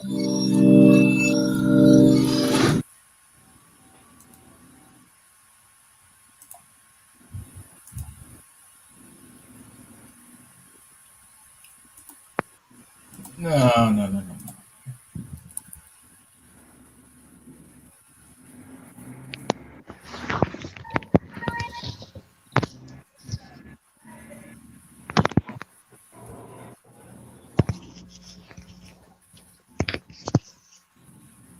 He's here. What's up? Hello, Blake. What's up? Hey, you got Lugnut. Yeah, because fun fact, I've been watching Transformers anime for like 4 days straight. Oh, okay. That's cool. Yeah. We're good on you. Yeah. And that is a cool pose of Lugnut. Yeah, I found it. So yes, we did say this last week. Yeah, of course. Yeah, with the casting. So yeah, first is gonna be Leo because James Donatello is one of his favorite voice actors. Christian, you could be Raphael because of Noah Norv. I'm gonna be All right. Michelangelo. Who wants to be Donnie? I could be Donnie. Yeah, okay. All right. Right then, who wants to be April? I could be April, and Fresh can be Casey. All right. All right. Okay. So, who would I use for Casey? Let's see here. Like, let's see, like Fozzie from Happy Days. Okay, even though I know what he sounds like, but just need someone better. Okay.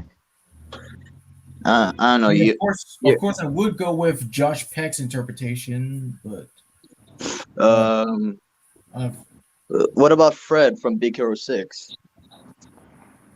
not bad. All right. Yeah, that actually makes sense. All right. And can I play Master Splinter to honor Maku? Of course. I'm like, didn't you say that you want to be Splinter? No. I Oh, didn't say that. I only said about Michelangelo. Oh, okay. Well, yes. And like you did say, like with I mean, like with Aku, and I mean, of course, with Aku, because you keep on saying extra thick and all that junk. Yeah. I mean, it's one of like the best Samurai Jack like memes. Okay, so the villain Max Winters. Max Winters. Yeah, I'll be Max. And there was also Karai. I'll be Karai. All right, now like Colonel Santino. Yes, voiced by John DiMaggio. I'll take care of that. Okay, and then there's that one bandit. You could be him fresh. All right. So woman one. Blitz. All right. Okay, the boy. I'll be the boy. And fun fact: the woman was voiced by Tara Strong, and the boy was voiced by Gary Delisle. I know. Oh. Yeah, well, and the birthday kids were also voiced by Gray Delisle. Mm-hmm. Really? That's awesome. And I think that she was also one of the people on the news when Mikey turned on the TV. Oh, yes, right. she was. She was the screaming woman. Oh, okay.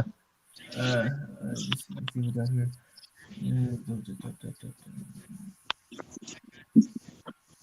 Okay, police. I'll be the police. Okay. All right, so the thief and Tommy. Okay, so yeah, the thief, voiced by Jim Cummings. You could be him fresh. I knew that was Jim. I was like, so yeah, this is what they talking about, like additional, because like why be lazy about that? The reason I know like this because I was watching the movie earlier, to get a refresh. Yeah, well, so did I when I made this whole freaking thing. Mm-hmm. And was the other guy you're talking about? Is he the one that stole that toaster? Wow, it's right in front of you. Yeah, Tommy, voiced by Noah North. You could be him, Christian. Oh, Noah North? Oh, that's neat. Yeah, all right. All right, Officer 1 and 2. You'd be Officer 1 fresh, and Christian be Officer 2. All right. The news. You could be the news fresh. Play as Mr. Goodman. I thought so. Let's see. Man 1 and Man 2. I'll be Man 1, Chris should be Man 2. Okay. Okay. Worker 1 and Worker 2. Yeah. Okay, so I'll be Worker number 1, you be Walker number 2, fresh. Okay, and the answering machine, of course, that's just Casey. This is just Casey's voice. Yeah.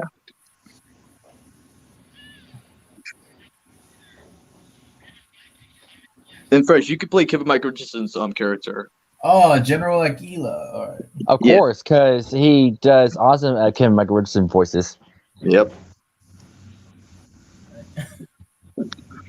And because of that, yes, I do have a TikTok account, and I do like other voice actor challenges.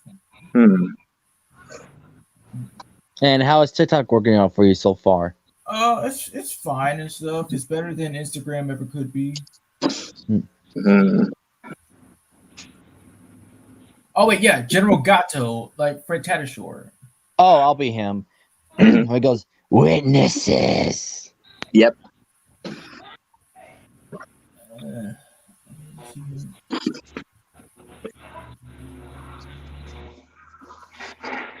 It was too bad like the other soldier didn't talk. The big fat one. Yeah, if he would talk, he could have been voiced by maybe John DiMaggio, or what do you think would be a good fit for that big guy? Maybe Jim Cummings, because he was already in the movie. True. Yeah, that could work. Okay, I kind of like messed up a little bit here, so I'm just gonna block it out.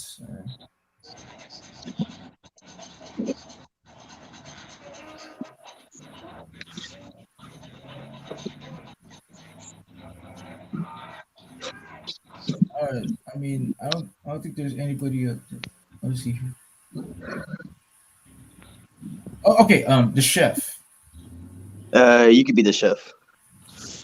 and then there's another officer. I'll just take care of that. Just, I mean, unless well, they gotta be like specific.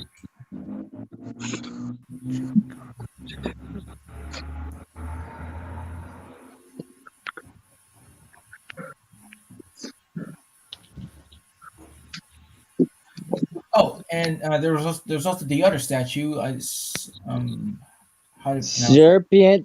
Serpent, Serpentine, the girl. Mm-hmm. Yeah, I'll be her.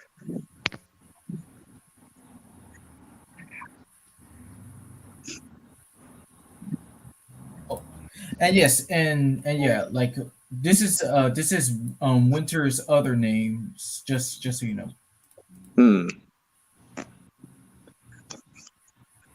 Yeah, it's just very confusing. The script just flip flopping all over the place and stuff. Okay, and the narrator. You could be the narrator, Fresh. All right, so all right, I'll be back. I just gotta use it real quick. I'll be right back as well because I gotta use the bathroom and my mom will be home for a little bit, so I'll be back soon. How you going, my man Blix? I'm doing good, dog. What about you, Galaxy? Nothing much, dog. Shit. We got some Call of Duty over here, Black Yoshi style. Man. Do you still watch SML? I don't because of what happened with now they're using puppets. I don't watch it anymore. When the Nintendo? Yeah, the new channel. Do you watch it? Yeah. Just watched it once. It's not the same though, without the plushies though. Yeah. I mean, hey, what are you supposed to do? Like Nintendo sued Logan. I mean, and then again, I mean, Logan. Yeah, they sued Logan because Logan's been using Mario characters for cursing the whole time, and you know, Yeah, that does make sense. And sorry, like yeah, that you make a good point, like of that being one of the many reasons. and here's another stupid reason Nintendo sued Logan. They're like, you can't use other characters, like you can't use Tyrone, Judy, Jackie Chu. Well, here's the thing: they're not Mario characters. So why can't Logan use them? Maybe it might come from that one episode, Jeffy's Bad Word, where Tyrone beats the crap out of him. It's like, how dare you disrespect Mario? He doesn't deserve to be like this. He's a freaking mascot of the video gaming world. I mean, then again, and then we call it. Okay, I get why they said something about Cody being gay and all that, like, but can Nintendo just accept it though? Probably not. Maybe they're just like too offensive by it. Like why? Like who would go? No, wait. It's just in the way. It's in the way of how Cody does certain things. Like I mean, yes, that is true, but like there was like that one year. Yeah, it was 2019 where they couldn't curse anymore, and Cody didn't do that much gay stuff at that point. But hey, what are you gonna do? Man. We'll come to the fate of SML at this point. But I'm still happy for both Logan and Lance. You know why? The store? Well, that and also remember Logan's gonna be a father soon. Oh, that's yes. And Lance got a gauge. Well, ain't that something? Yeah. I mean, yeah, by this point I was officially done watching SML. Like my last one was when Jeffy turned into a bully. Turned to a oh, you're talking about the recent one. Dang. Yeah. And how did that go? Oh man, that was brutal. Yeah, because I saw the thumbnail, and yeah, of course, Bully Bill, like got beat up. I mean, yes, he just never learns, and also if you saw I did turn our stream into a video and I edited you with the dolphin noises. Oh, I didn't see that. Let me just check it out right now. Did you put the timings in the description? I did. Oh, okay. I mean, but I mean, like, since I'm not the freaking profanity officer about being in charge of like where no profanity guard, I must say, it only happened at that one part because what was that? I mean, yeah. Then again, we were having a good time, so there was not that much to curse about. Yeah. I mean, of course. I mean, like, I know how you say that you wanted to see for yourself, but why don't they just like show you right now? Oh, I'm ready. Okay, never mind. Just go ahead. Yeah.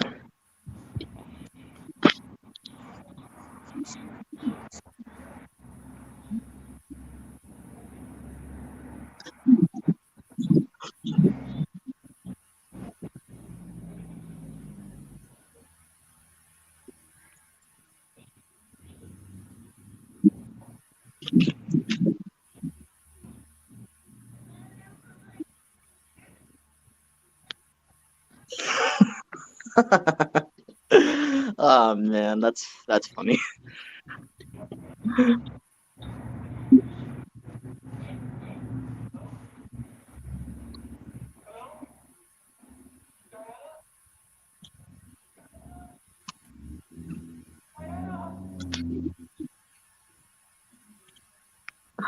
Oh man, that's just too hilarious. Yes, it does remind me of this one guy that I know who does like reviews and stuff. He edits his swearing with dolphin chirps. That should be our new thing. Every time like I curse and you edit it to a video, you should add that. Well, I mean, I would have to keep track of how many times you swear and stuff because that's a problem with you dang kids nowadays. Just thinking that swearing can make you all like rebellious and stuff. You think you're all big and bad. I mean, it does help sometimes when you get in a fight. I mean, so I guess I'm just gonna have to keep track now. I guess I am the profanity guard. That was just a suggestion. I mean, yeah, because like this is kind of like it's like really hard to do to keep track of like how we do with the best moments in StreamYard and best moments in StreamYard and what else? Well, I guess that's it.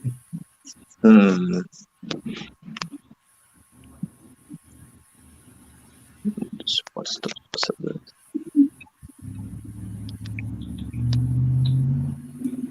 Oh wait, what did Christian say he needed to do?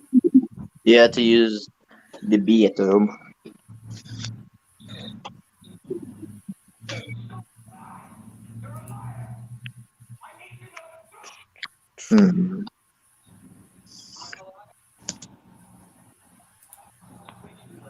Mutation Madness has taken. No, not that one. So how are you going, Fresh? Oh, I did say like everything was going easy. I was watching a few episodes of Sonic Stop Motion Adventure. Always make my day. Huh. And you? Fine. Everything's fine. Or like anything like recent before like the stream started?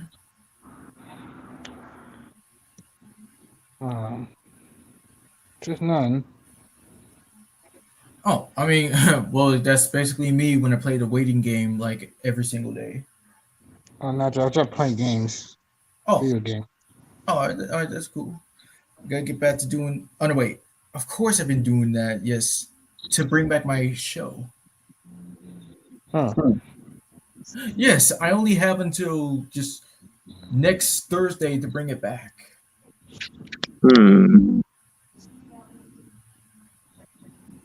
What?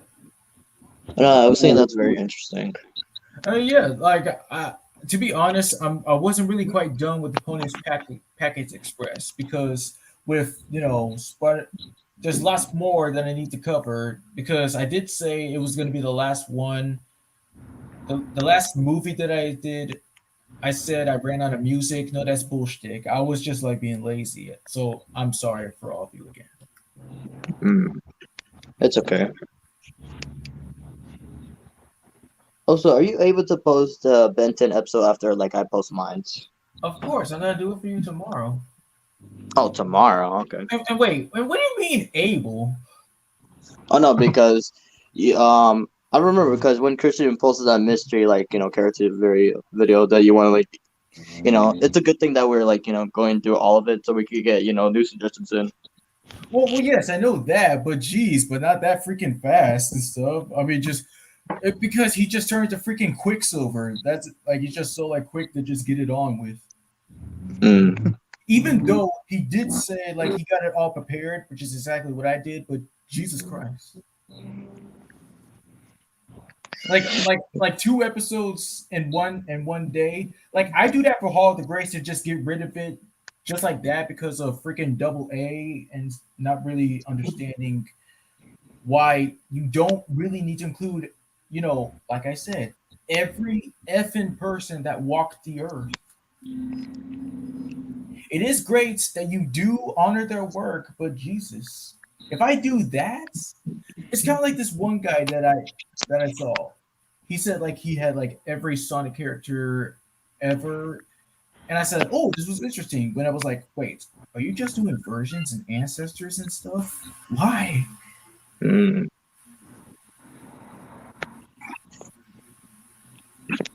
Like, really? Can you imagine that? Could you imagine like like if somebody requested if you did something that you love, like either Ben 10 or Transformers or something, and how would you feel if you did like every single thing related to that? Well, I did do like Benta related videos, but like if somebody requesting it, I mean, yeah, if they're requesting it like once a week or once a month, it would be a problem. But every day, oof, and like they don't realize my schedule. Like, listen, just because your schedule is all free and stuff doesn't mean my schedule is like all that free because I got school. Exactly.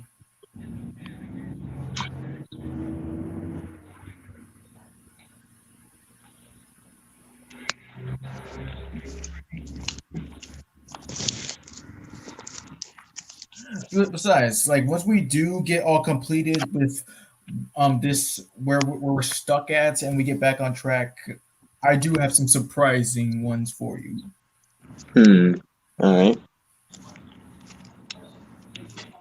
And yes, like some like don't get a little freaked out or uncomfortable with it. I just thought would be a funny idea.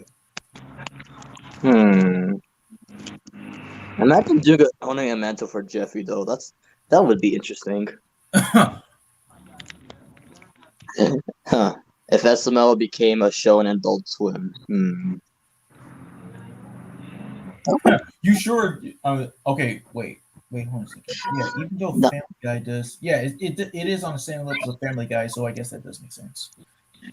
I mean, they're allowed to curse again, and like yeah, they could do anything. So yeah, Adult Swim would be good. But if it was for a children audience, what do you think would be more fitting, Nickelodeon or Cartoon Network?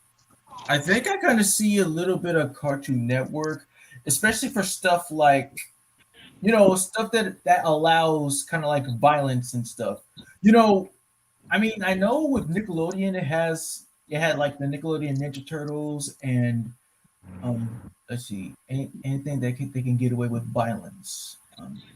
So there's Nickelodeon Ninja Turtles and I don't know Avatar: The Last Airbender maybe. Does that even count? But with Cartoon Network, let's see here. Life and Times of Juniper Lee, Teen Titans, Powerpuff Girls, Adventure Time, regular show, yeah. Yeah, Cartoon Network, definitely Cartoon. Yeah.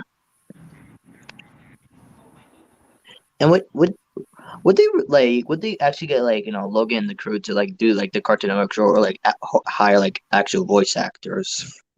Who knows? I mean, well, it is great for everyone having their chance of providing their own interpretations. Like it's kind of like Lance has kind of a bit more range with his voice because with Jeffrey, like everyone knows how Jeffrey sounds, and what up, folks, Black Yoshi, and oh, Jackie Tool. Yeah. It's just with Logan, like when he voices Mario and Bowser Jr., they just kind of sound a little bit much more similar. You just tweak it a little bit because there's this one guy that I know who says on Tito Tito's channel that they can't really act that good. Hmm. I mean, other than Lance, Pablo has like range too. Yes. Elena has range. I know that. Lavelle definitely has range, especially with Toad. Yes.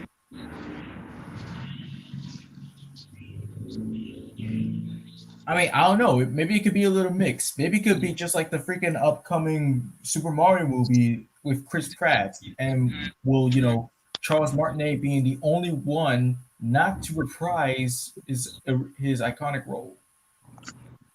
I mean, yeah. But if they're gonna make other suggestions for the Mario movie, I would love to help with the Mario movie. Like I have good suggestions for like other characters they might bring along. Like if they brought Wario and Waluigi, I got two perfect good choices for them. Yes, Danny DeVito and let's see, Jim Carrey. Oh yes,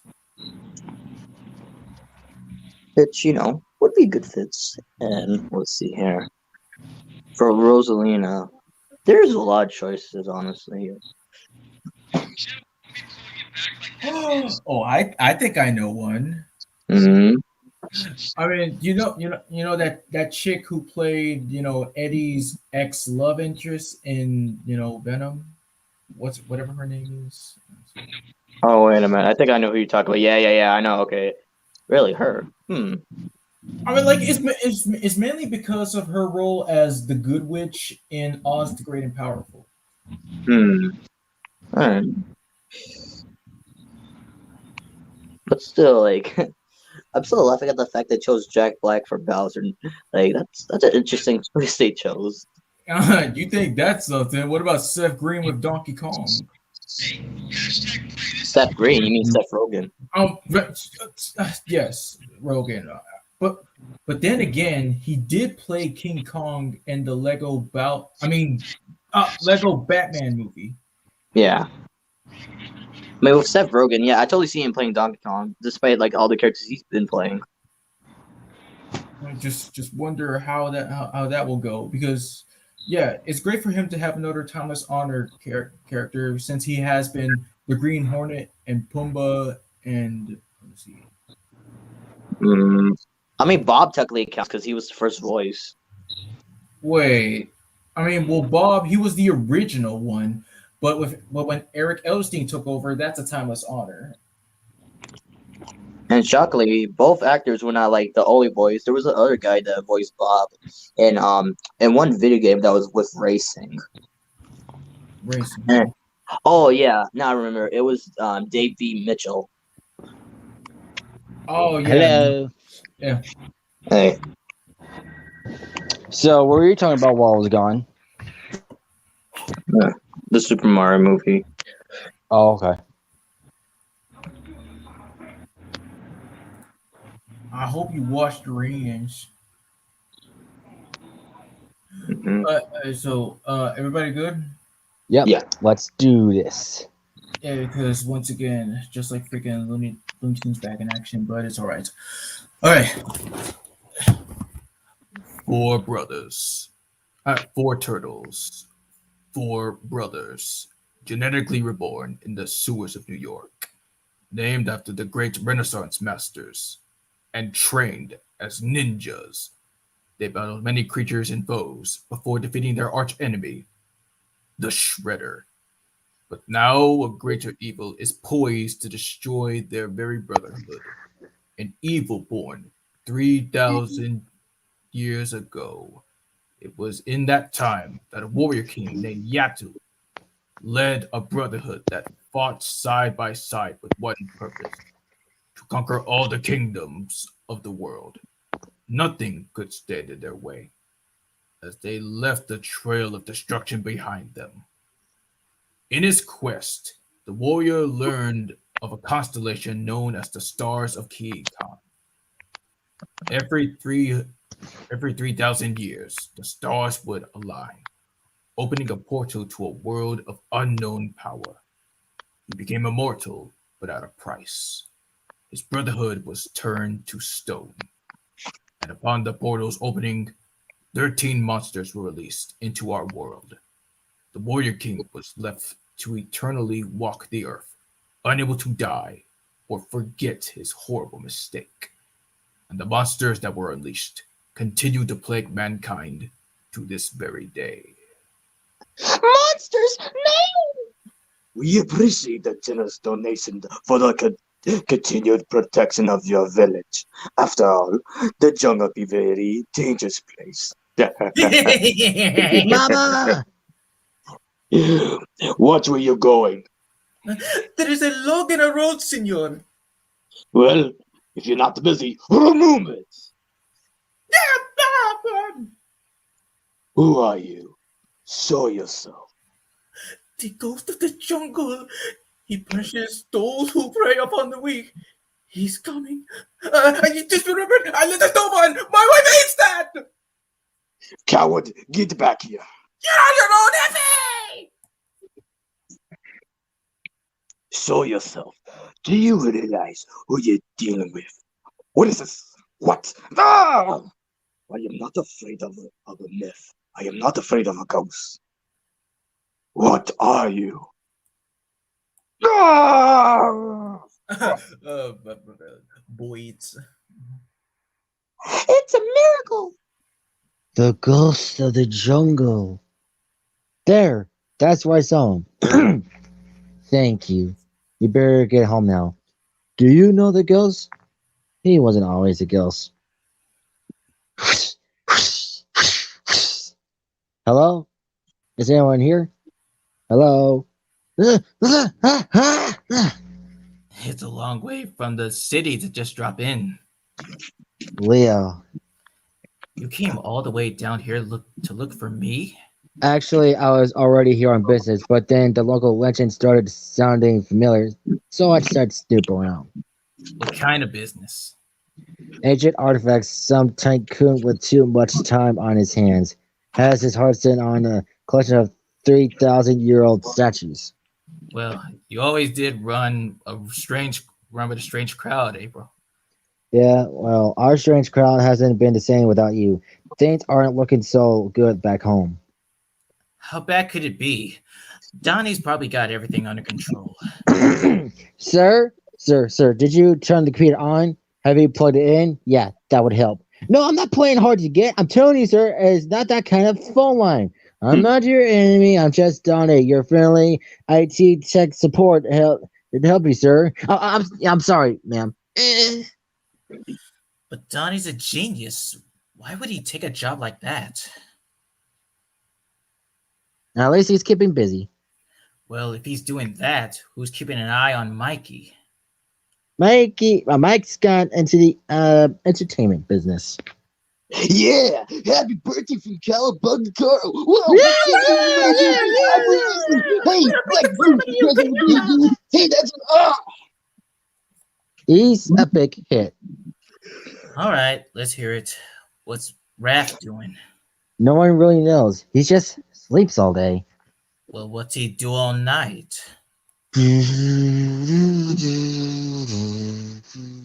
22, Berkeley in progress at the 55th in Broadway. Suspects considered armed and dangerous. Time to punch it. Good work, boys. That was easier than I thought it was gonna be. Hey, look, guys, I got the toaster. I love your work ethic, Tommy. It's an inspiration to us all. What was that? What's going on, guys? What in the... Looks like just you and me, Shaky. Take it easy. I'm not gonna hurt you much.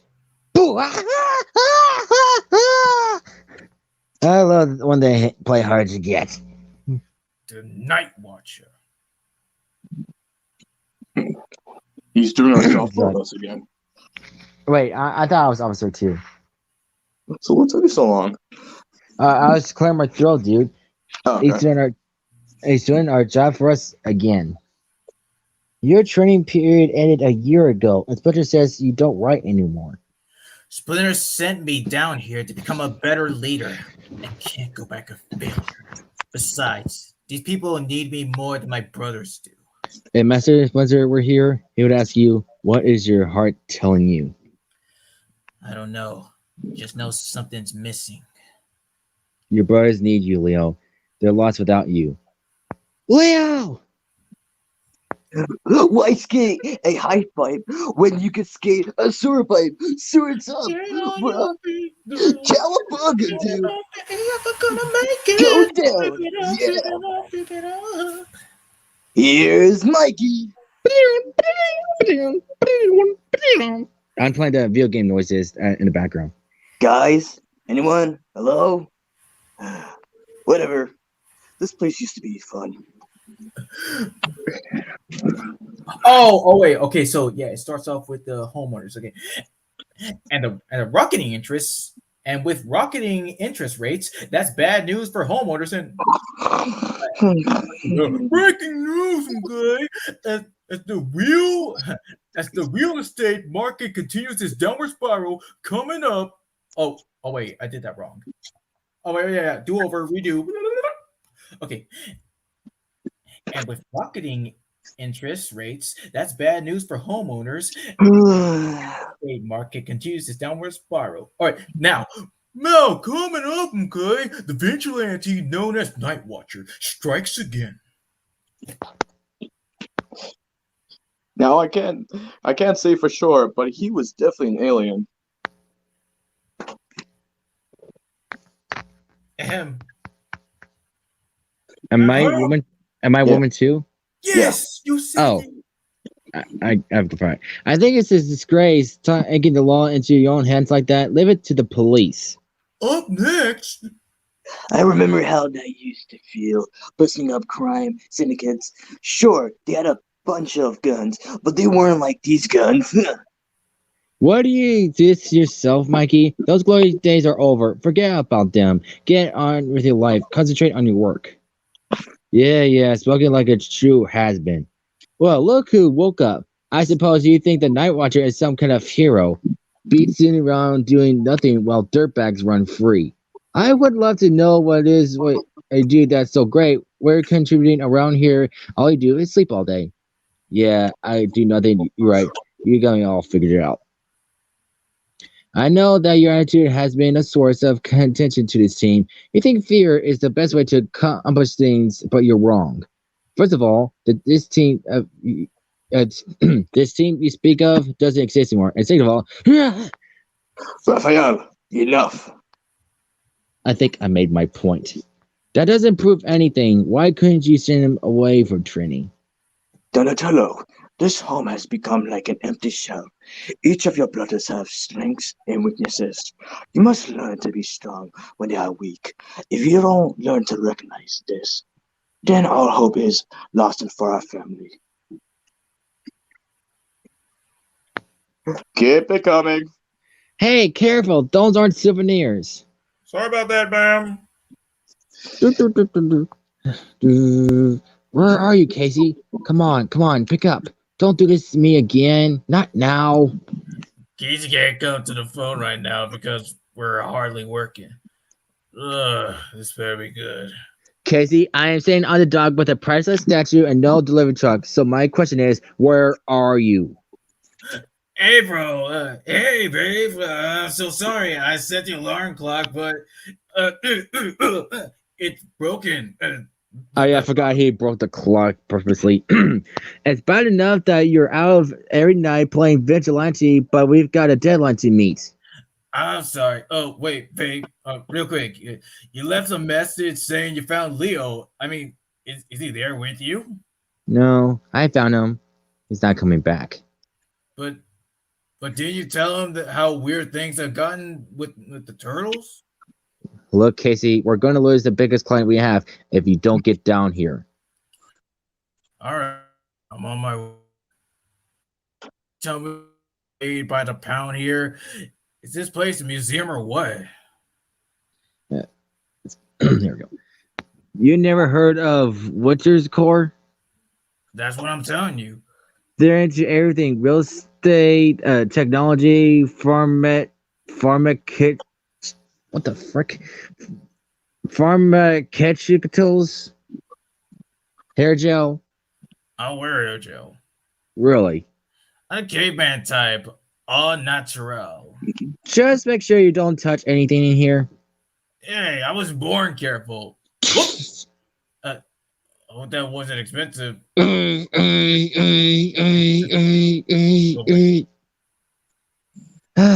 tell me that wasn't you.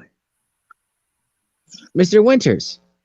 Miss O'Neill, all the pieces are coming together.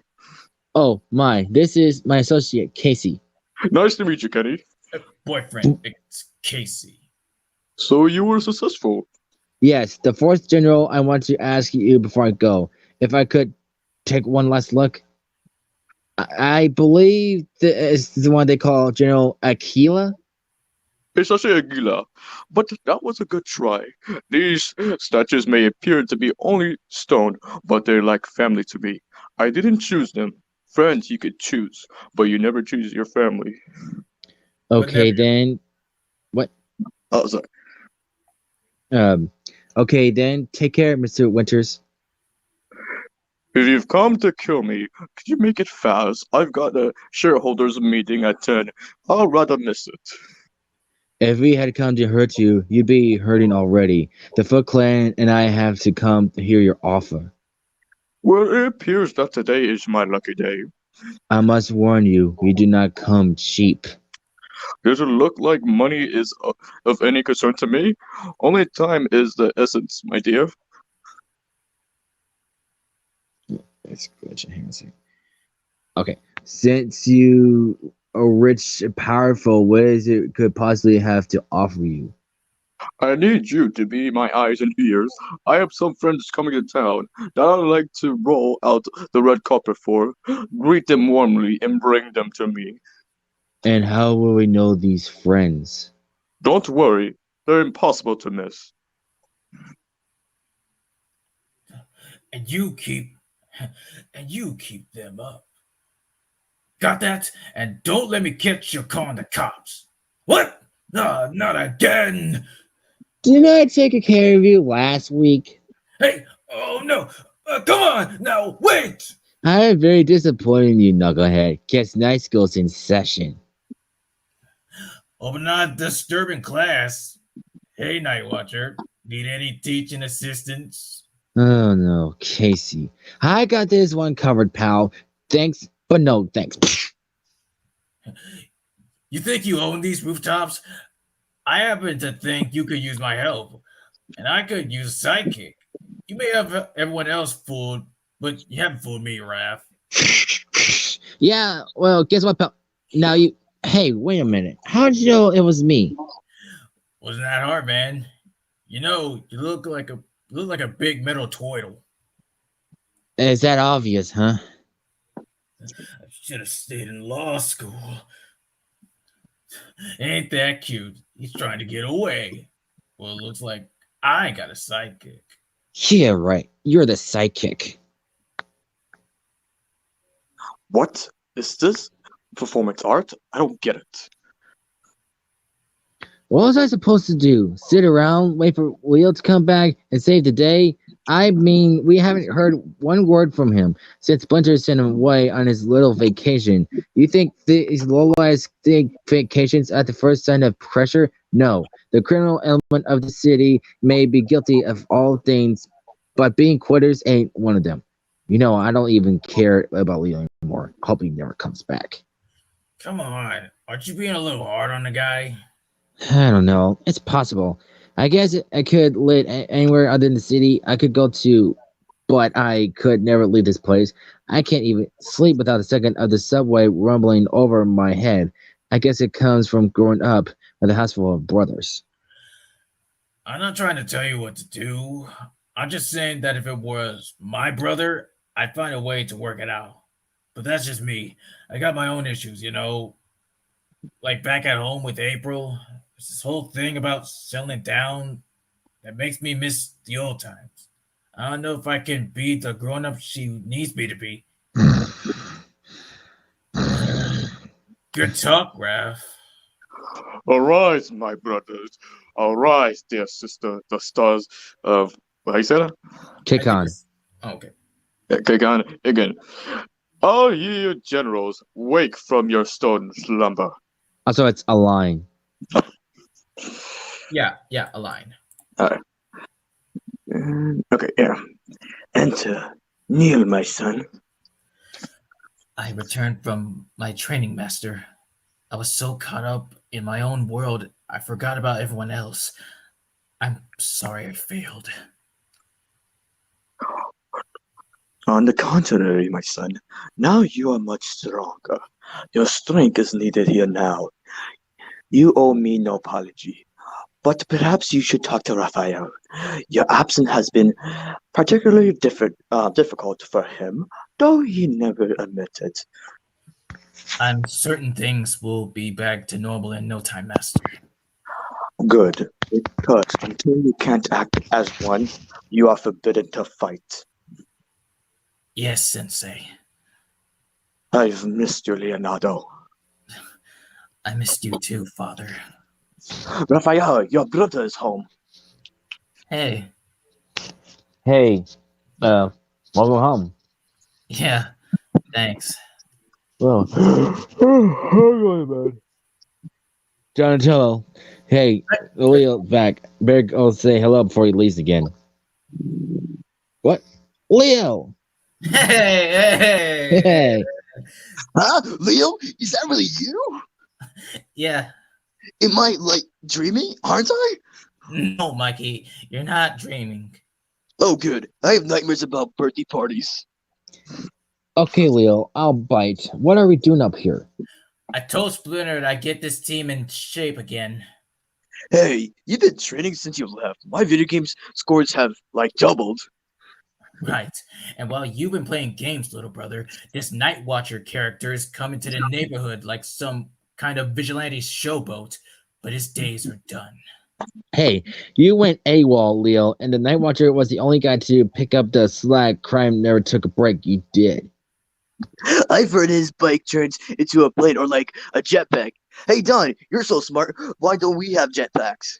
That's good, Mikey. I don't entrust you with a driver's license. Have you seen the way this guy behaves? Somebody's cranky. Okay, Jungle Boy, grab a vine.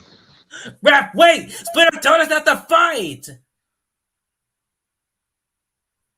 Jungle Boy. Good one.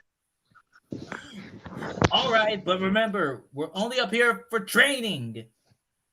You know what I always say? Train by doing, dude. Mikey, when have you ever said that? You smell that? It's like a monkey cage up here. Wow, good news is there's a bunch of foot soldiers getting the snot kicked out of them. Bad news is the thing is going to run out of bodies soon. Yeah, so you think we should help these guys? I already enjoyed the show. What do you say, fearless leader? We're not. I say we stop talking. Come on, Fuzzy Wuzzy. You. I think we're getting off the wrong foot here. We're trying to help you. Never. Team, shut up. Wait, the Shredder's dead. Who are you working for? Hey, a little help, old fearless one.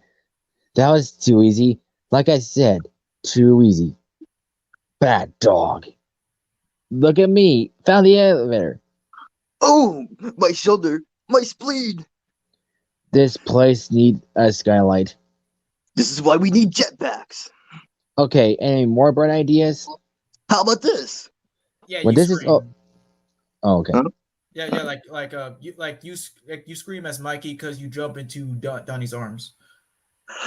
How about this? Yeah, no, I mean like you scream like after you say, how about this? Oh, sorry. How about this? Ah! When this is over, I'm totally calling the architect. Wait a minute. How did something that big just disappear? It doesn't. Uh-oh. Dude, it's the cops. Raph! Oh yeah, the tourists are back, dudes. I'll give us a 10 for style, an 8 for skill, and a 2 for stealth. What seems to be the problem? The problem is that we were hired to merely patrol the city and report anything strange to you. You never said anything about monsters. Now, I'm sorry that you're, how you said that? What, illustrious. Illustrious. Illustrious group has been reduced to our guns.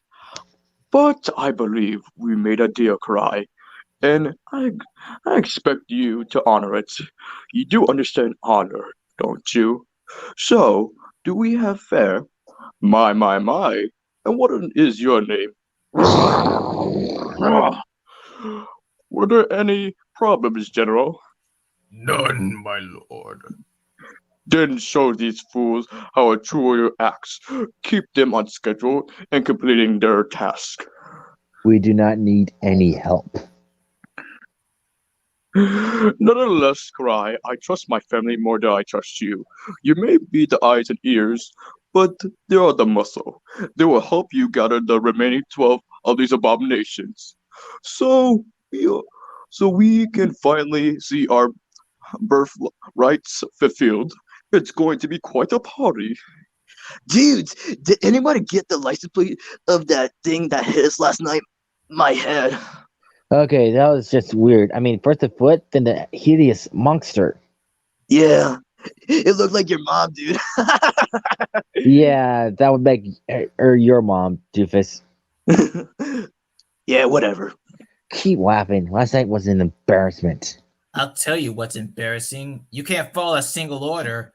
Oh, how cute. You've been back for 5 minutes and now you're schooling us on your master plan. Okay, so this is my fault now, huh, Raph? I'm the only one that has to be responsible? Hey, you're the trained master, not me. Dudes, can it? Here comes Splinter. Mm-hmm. Good morning, my sons. Good morning, Good morning, Sensei. Sup? Every ninja's day should start with a healthy breakfast. It fills me with pride to see you boys together again. If anyone needs me, I'll be watching my stories. Hot-headed Deadpool. You know what?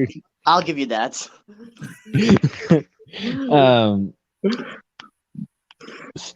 Splinter Jr. Cody's going to break up with Donna. I just know it. We interrupt this program of the Gilmore Girls for this special news report, okay? Monsters loose in the city? Well, god dang. Strange reports are coming in about an incident that sounds like something out of freaking science fiction from Dr. Finkelsteins. Boys! Leonardo, I am most disappointed in you. You are the eldest of your brothers. I was counting on you to bring order to the chaos of this family. This is why I forbidden any surface activity. We cannot return to the surface to fight evil.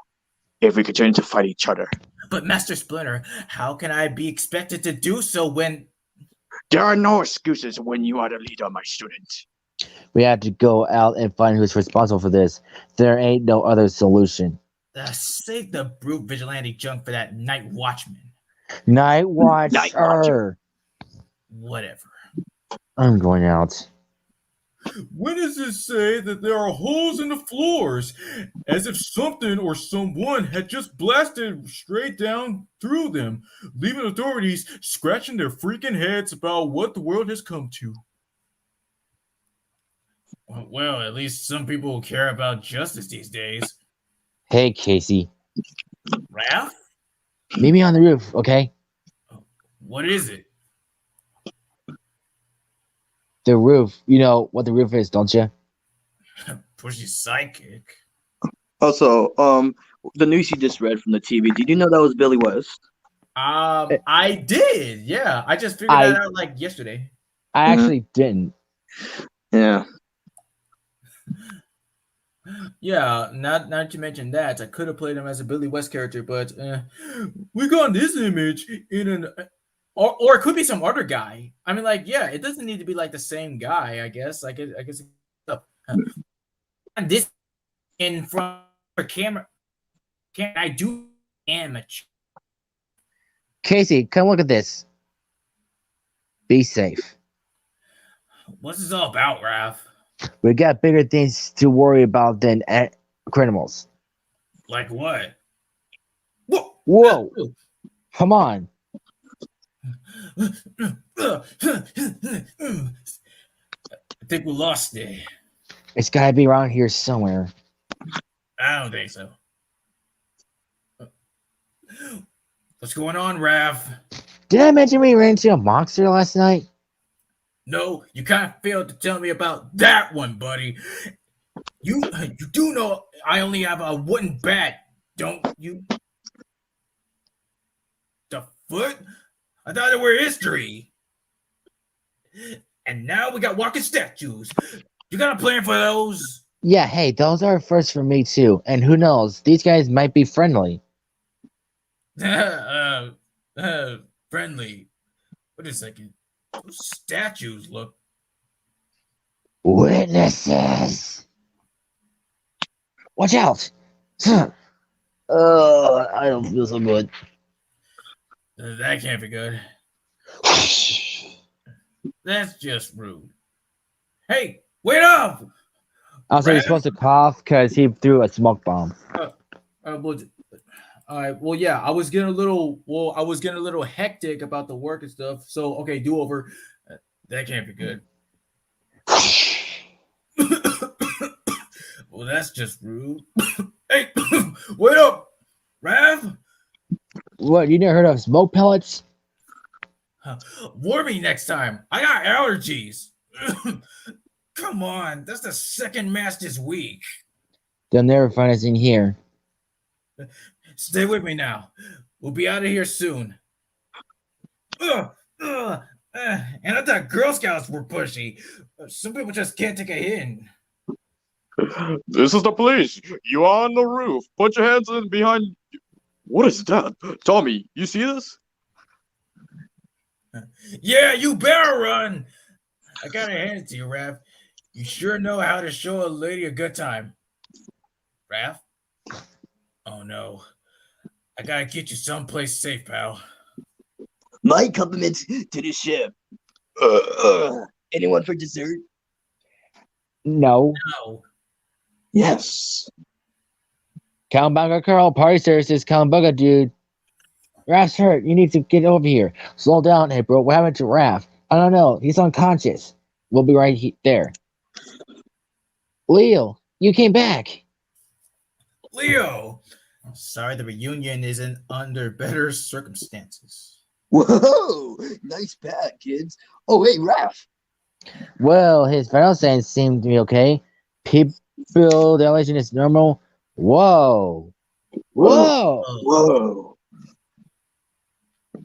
Some sort of stone. Probably obsidian, I think. Well, is he gonna be alright? You're still here? Go back to your jungle. Well, at least his personality isn't still intact. There is an engraving on it. Looks South American. That's your department, April. Wouldn't it help if I told you that those statues you collected for winters were shooting these things at me and Raph? The legend of Yotai. I can't be. It was just a myth. A scary story that locals told kids around a campfire. Whoa, what are you talking about? They say 3,000 years ago, some great warrior actually found a portal to another dimension. And when the portal opened, the energy from it gave the warrior eternal life, but also turned his generals to stone. What if this warrior just kept living forever? He would spend the rest of his days in regret, spending all of his riches and all of his power to find a way to revive his stone generals. Maybe, just maybe, he's built a new empire. But hey, like I said, it's just a myth. If you ask me, guys, this has Winter's name written all over it. How do you figure that, Donnie? Yeah. because this has Richard's name written all over it. I just love that joke. Now I know who to thank for this shot in the arm. So where do we find this guy and his stone jokers? We're not going anywhere until we get Splinter's blessing. You're gonna you're gonna just stand there and quote a roadblock that to me that you ain't been following for a year. Look, Raph, if you got something you want to get off your shell, now's the time. But I'm not gonna stand here and debate Splinter's orders with you. Fine then, I quit. Hey, Raph, don't do it, man. Sometimes just taking a breather is the best thing to do. Whatever. To picking up the pieces, what is it? 2 creatures remain, my lord. Well, by all means, then, let's finish it, and you'll finally be free of your stone prison. But if the curse is broken, we will no longer be immortal. Brother, do not question my command. So, what are we looking for? Well, according to these star charts, the portal is set to open directly over Winter's Tower in the next 24 hours. So the legend is right, 3,000 years. And when the portal opens, we'll lose the city to monsters within hours, within days, the country, and within weeks, the world. Oh, so it's like Haley's Comet. Only monsters come out. Yeah, I guess so. I'm smart. Ah! I'm okay. Why do we need Raph anyway? It's his temper that's always jeopardizes all our missions. Okay, Leo, whatever you say, nobody was talking about him. Leonardo, this team you are so eager to lead is incomplete. You know what you must do. Yes, Sensei. Generals, I think our brother has plans to betray us. The 13th monster must not be found. Why don't we take one more call about these monster sightings? Suffering, New Jersey, you're on. The monster sightings, a monster! Attention all on-duty officers, report of disorders on 30-second, no units available. They're playing my song. Where are the cops? How come the cops never showed up? Just remember what my analyst said. Just go to my happy place. It's gonna be fine. Happy place. I'm feeling good. I'm thin. Don't get up. I'll serve myself. Look at you. Aren't you cute? You want a butt-kicking little fella? Yeah, yes you do. Yes you do. Come on. I'm gonna drop kick you, dirty hunty. Come on, little guy. Yeah,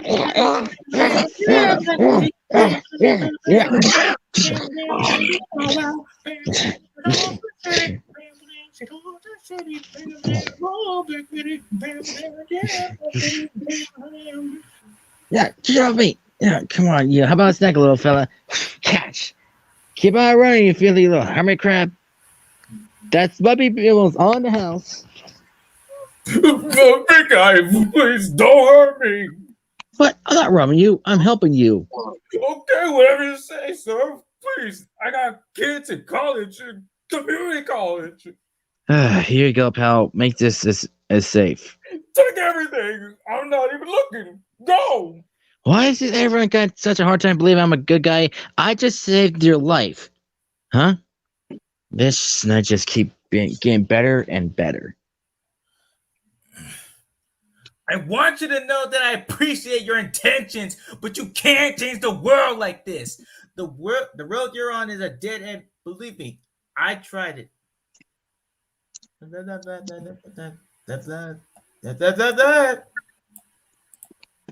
Christian. I'm sorry. I had to drink a sip. Is he kidding? He's lecturing. So I'm gonna give you one chance to just walk away and stop this vigilante nonsense. Okay, Leo. Time to teach you a lesson. Look, trust me when I tell you, you don't want to do this. Oh, yeah. Well, I noticed you got quite a temper. Hey, have you ever done this before? Oh, come on. You call that an attack? All right. Finally, some excitement. Funny thing about anger, let it consume you. and soon enough, you'll lose sight of everything. Yeah! I should have said, sure you can. Yeah, you should have actually. Good night, Dark Prince. Raph? What? You're so smug. You know that? You think the world revolves around you, don't you? We couldn't survive without the mighty and powerful Leo to guide us through our problems. Well, I got news for you. We got a lot just fine without you. Oh, and this qualifies it just fine? Just like it's Halloween every night? Risking the safety of our family? I mean, come on, what are you thinking? Don't push it, Leo. You can't leave and come back home, expecting us to fall in line like your little soldiers. Hey, I was training to be a better leader for you. Why do you hate me for that? And whosoever, sorry, and whoever said I wanted to be led, I'm better off calling my own shots now. Get used to it. You aren't ready. You're impatient and hot-tempered, and more importantly, I'm better than you. Oh, you know something, big brother? I had to disagree with you on that one. Don't do this, Raph. I'm done taking orders.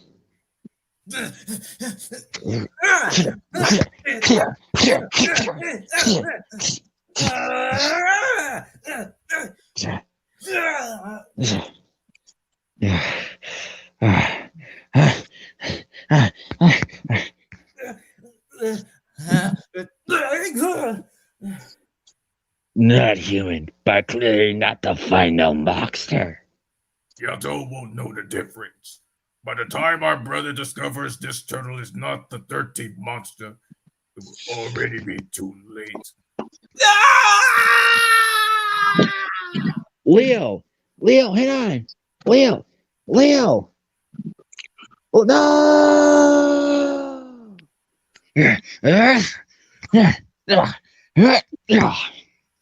Raphael, what is the matter?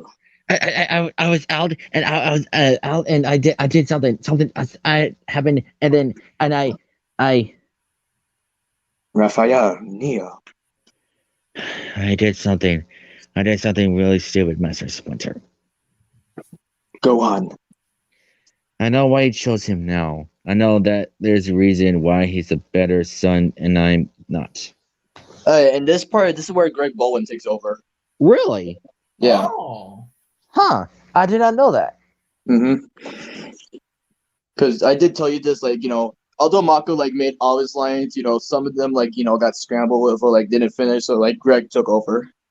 All right. So this part, okay.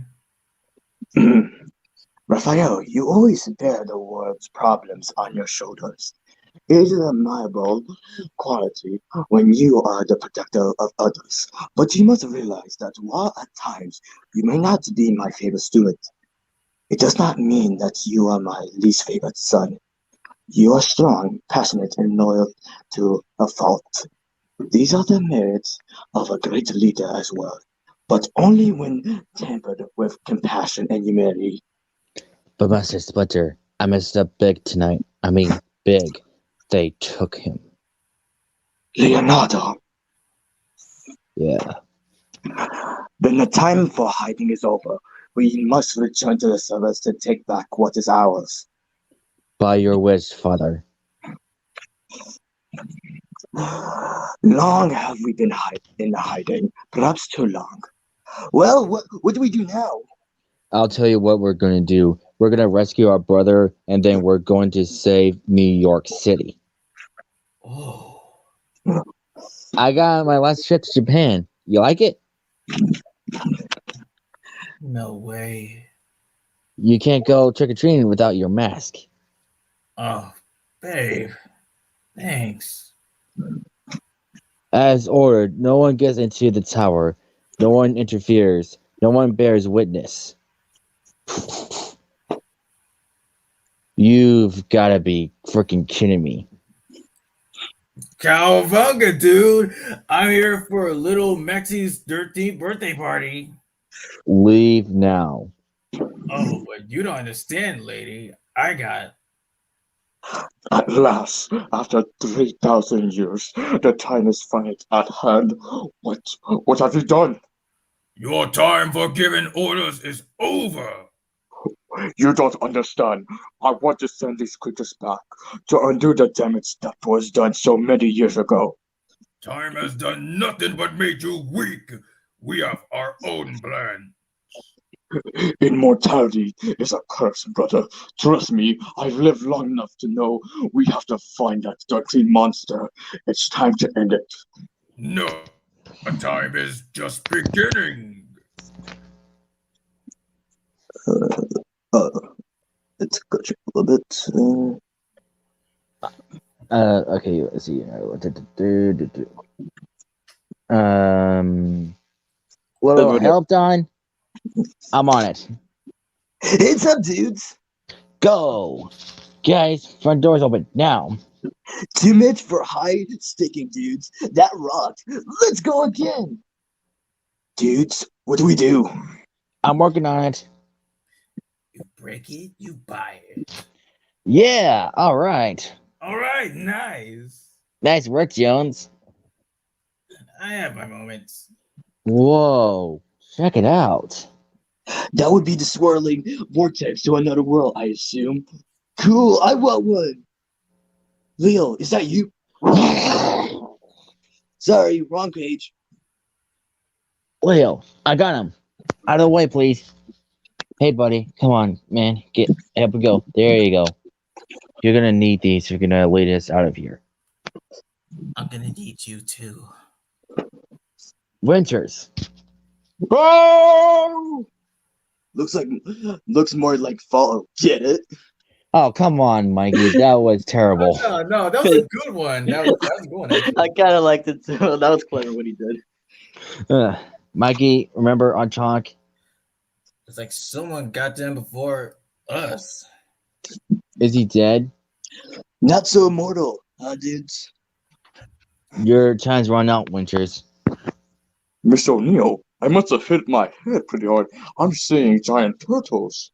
We know where you're up to, Winters. We know about the portal, and we think that it's time you send all these monsters home.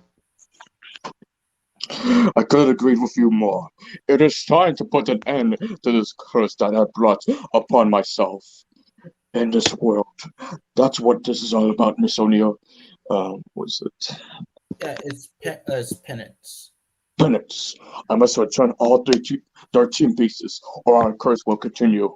And that is a torment I can no longer bear. Then you shall be put out of your misery. I think we walked in on a family feud, guys. The time has come to reopen the portal and rain destruction upon the earth.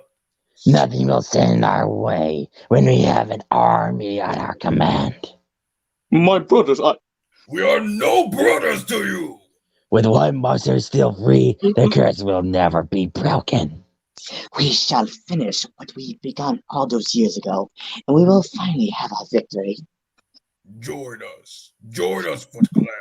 Swear your alliance to us, and no harm will befall you. The Foot Ninja is not without honor. We work for Winters, not you. Okay, what does that mean? It means we're going to help you. My ninja will find the last monster, and you will bring it back here. Hurry, we don't have much time. Oh wait, I mean allegiance. Swear your allegiance to us. My fault. That's right. Hey, I got shotgun. Forget about them. By the time they return, the portal will already be closed, with you inside it. I hate to see brothers fight like this.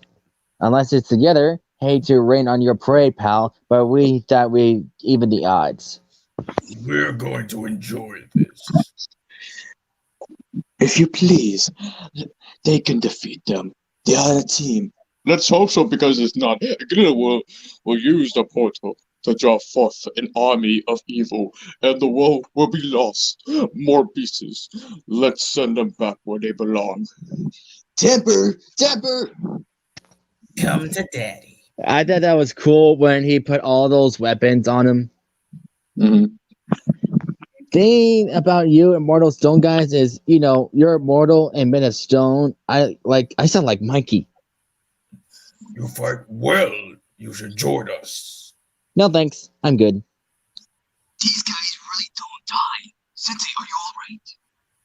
We must do this more often. Ugh, I still got it. They better hurry with that last monster. I'm sure my man Casey's got it all under control. That's what I'm afraid of. Can this piece of junk go faster? You want to drive?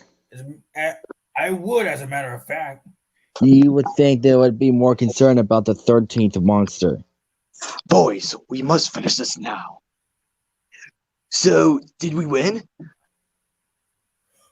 Foolish creatures. We are immortals made of... Yeah, you forgot to laugh. Yeah, okay, do over. Foolish creatures. We are immortals made of stone. Without the final monster to break our curse, we will never be stopped. Special delivery. Look out!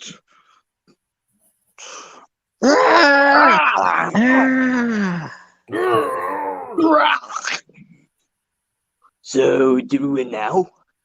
Yeah, I think we did. Yeah! All right, that's what I'm talking about. Nice parallel parking. Next time I'm driving. Nice parallel parking. Next time I'm driving. Hey, what's the hair? Give me them lips, baby. Typical. We do all the work. He gets all the thanks. Nah, get a room. You are every bit the warriors I was informed you were. You have passed. Savor your victory tonight, for soon we'll have further business together. The kind that involves familiar faces from your past. She doesn't mean. Come on. What is it with ninjas and smoke pellets? Looks like you picked a good time to come home. Thanks for bringing me back. Winters? I'm never usually that happy to be in pain. He's happy because he's immortal again, Mikey. April, I had my eye on you for a long time. I knew it. Kind of pervy, but I knew it. Oh, look. Are you related to Herbert the Pervert? I've always known that you'll be the one to help me find my way home. And thank you, brothers. You made a very old man very, very happy. So, what happens now? Okay, just a little bit creepy. Oh, gross. I think it's in my mouth. No, my achoo. Gross. Someone give me a hanky.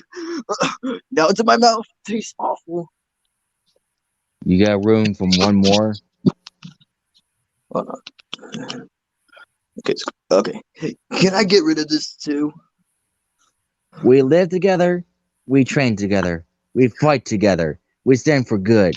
Together, we are ninjas. We strike hard, defend, protect, and fade into the night. And there ain't no bad guy or monster gonna ever change that. That's what's important, and that's why we'll always be brothers. Oh, I love being a turtle. Excellent. Cowabunga, dudes! Welcome to Shell Shower. Bring it in the ears to the bells to air rock because today, whether or not you're still locked. That was pretty good. Yeah, it was. Let me see if I can find it. Let's see if it's still available on YouTube.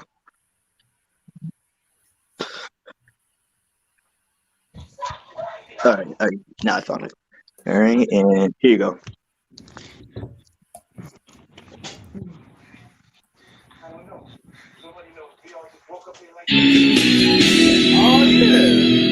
How do you find the inner turtle? You know, your inner turtle is something that is in its shell for many years. And when it's time for the little head to pop out, you know it's your time. This for me, I keep on telling people, I've been very fortunate. I've done a lot of really cool things in my career, I've done a lot of movies and TV shows. But this for me, where's my wife and son? Oh my God. Dude, looking good. All right. Here I am. Where's Donnie? Where's Donnie? There's Donnie. All right, Donnie's back there. There's me. But for me, this is an especially big thrill because it's the first movie and premiere that I can bring my family to. My son can actually go to this movie. I don't have to worry about him hearing Daddy curse or Daddy doing a scene that you wouldn't want to see Daddy doing. So this for me is like a huge thrill, especially growing up and loving the Turtles. To be a part of it is just the best. So you were a big Turtle fan. I was a Turtle fan. I have two little brothers also that I think are even more excited than I am because I was into the movies and some of the TV, and my little brother's like, dude, you're going to be in the movie. I'm like, yeah. It's like, you've seen me in movies where, yeah, but you're going to be a turtle. So my brothers they thought it was the coolest thing. But you've seen me starring in other things. No, but you're a turtle. Don't you get it? So the phenomenon, I don't think people realize, I think the turnout is a testament to how big the franchise is and how much it's become an icon. They become icons in, pop culture. So, I'm jazzed. My family's jazzed too. So. Why do people still love the Turtles? I think because there's first off, there's a turtle for every one of us, for every attitude that we have. There's the dude, there's the smart guy, there's the tough guy, there's the one that wants to lead. And I think also just because, turtles are normally slow and little, and these guys are everything that a turtle isn't. And so we try to think, okay, I'm that. I see myself as this, larger than life thing. I think all of us do. But a lot of times for this meek little thing to everybody else, we come out of our shells and we have fun. So I think it's just one of those things that you look at them and you smile and make you laugh. For me because it reminds me of your childhood, but also because they kick butt, they have fun, they live life. Who should be everybody's favorite turtle? Well, I would say Leonardo, of course, because Leo should be everybody's favorite turtle because he's the leader. He's the one that has all the training and all that. But, the nice thing, again, about being four different brothers that are so different, there is a different turtle for everybody. So, I'll play the politically correct answer. So what's it like to be a turtle? I mean, life change for you now that you're a turtle? You know what? Everything's been pretty much the same until today. And this is crazy, We've been doing this for a couple of years now, so hopefully, we were just hoping that everything would look good and come out good, and so far so good. I mean, I haven't seen the actual movie yet. I've seen bits and pieces, so I'm sure everybody will be pleased. How tough is it to connect to your character, or did you immediately know who this turtle was?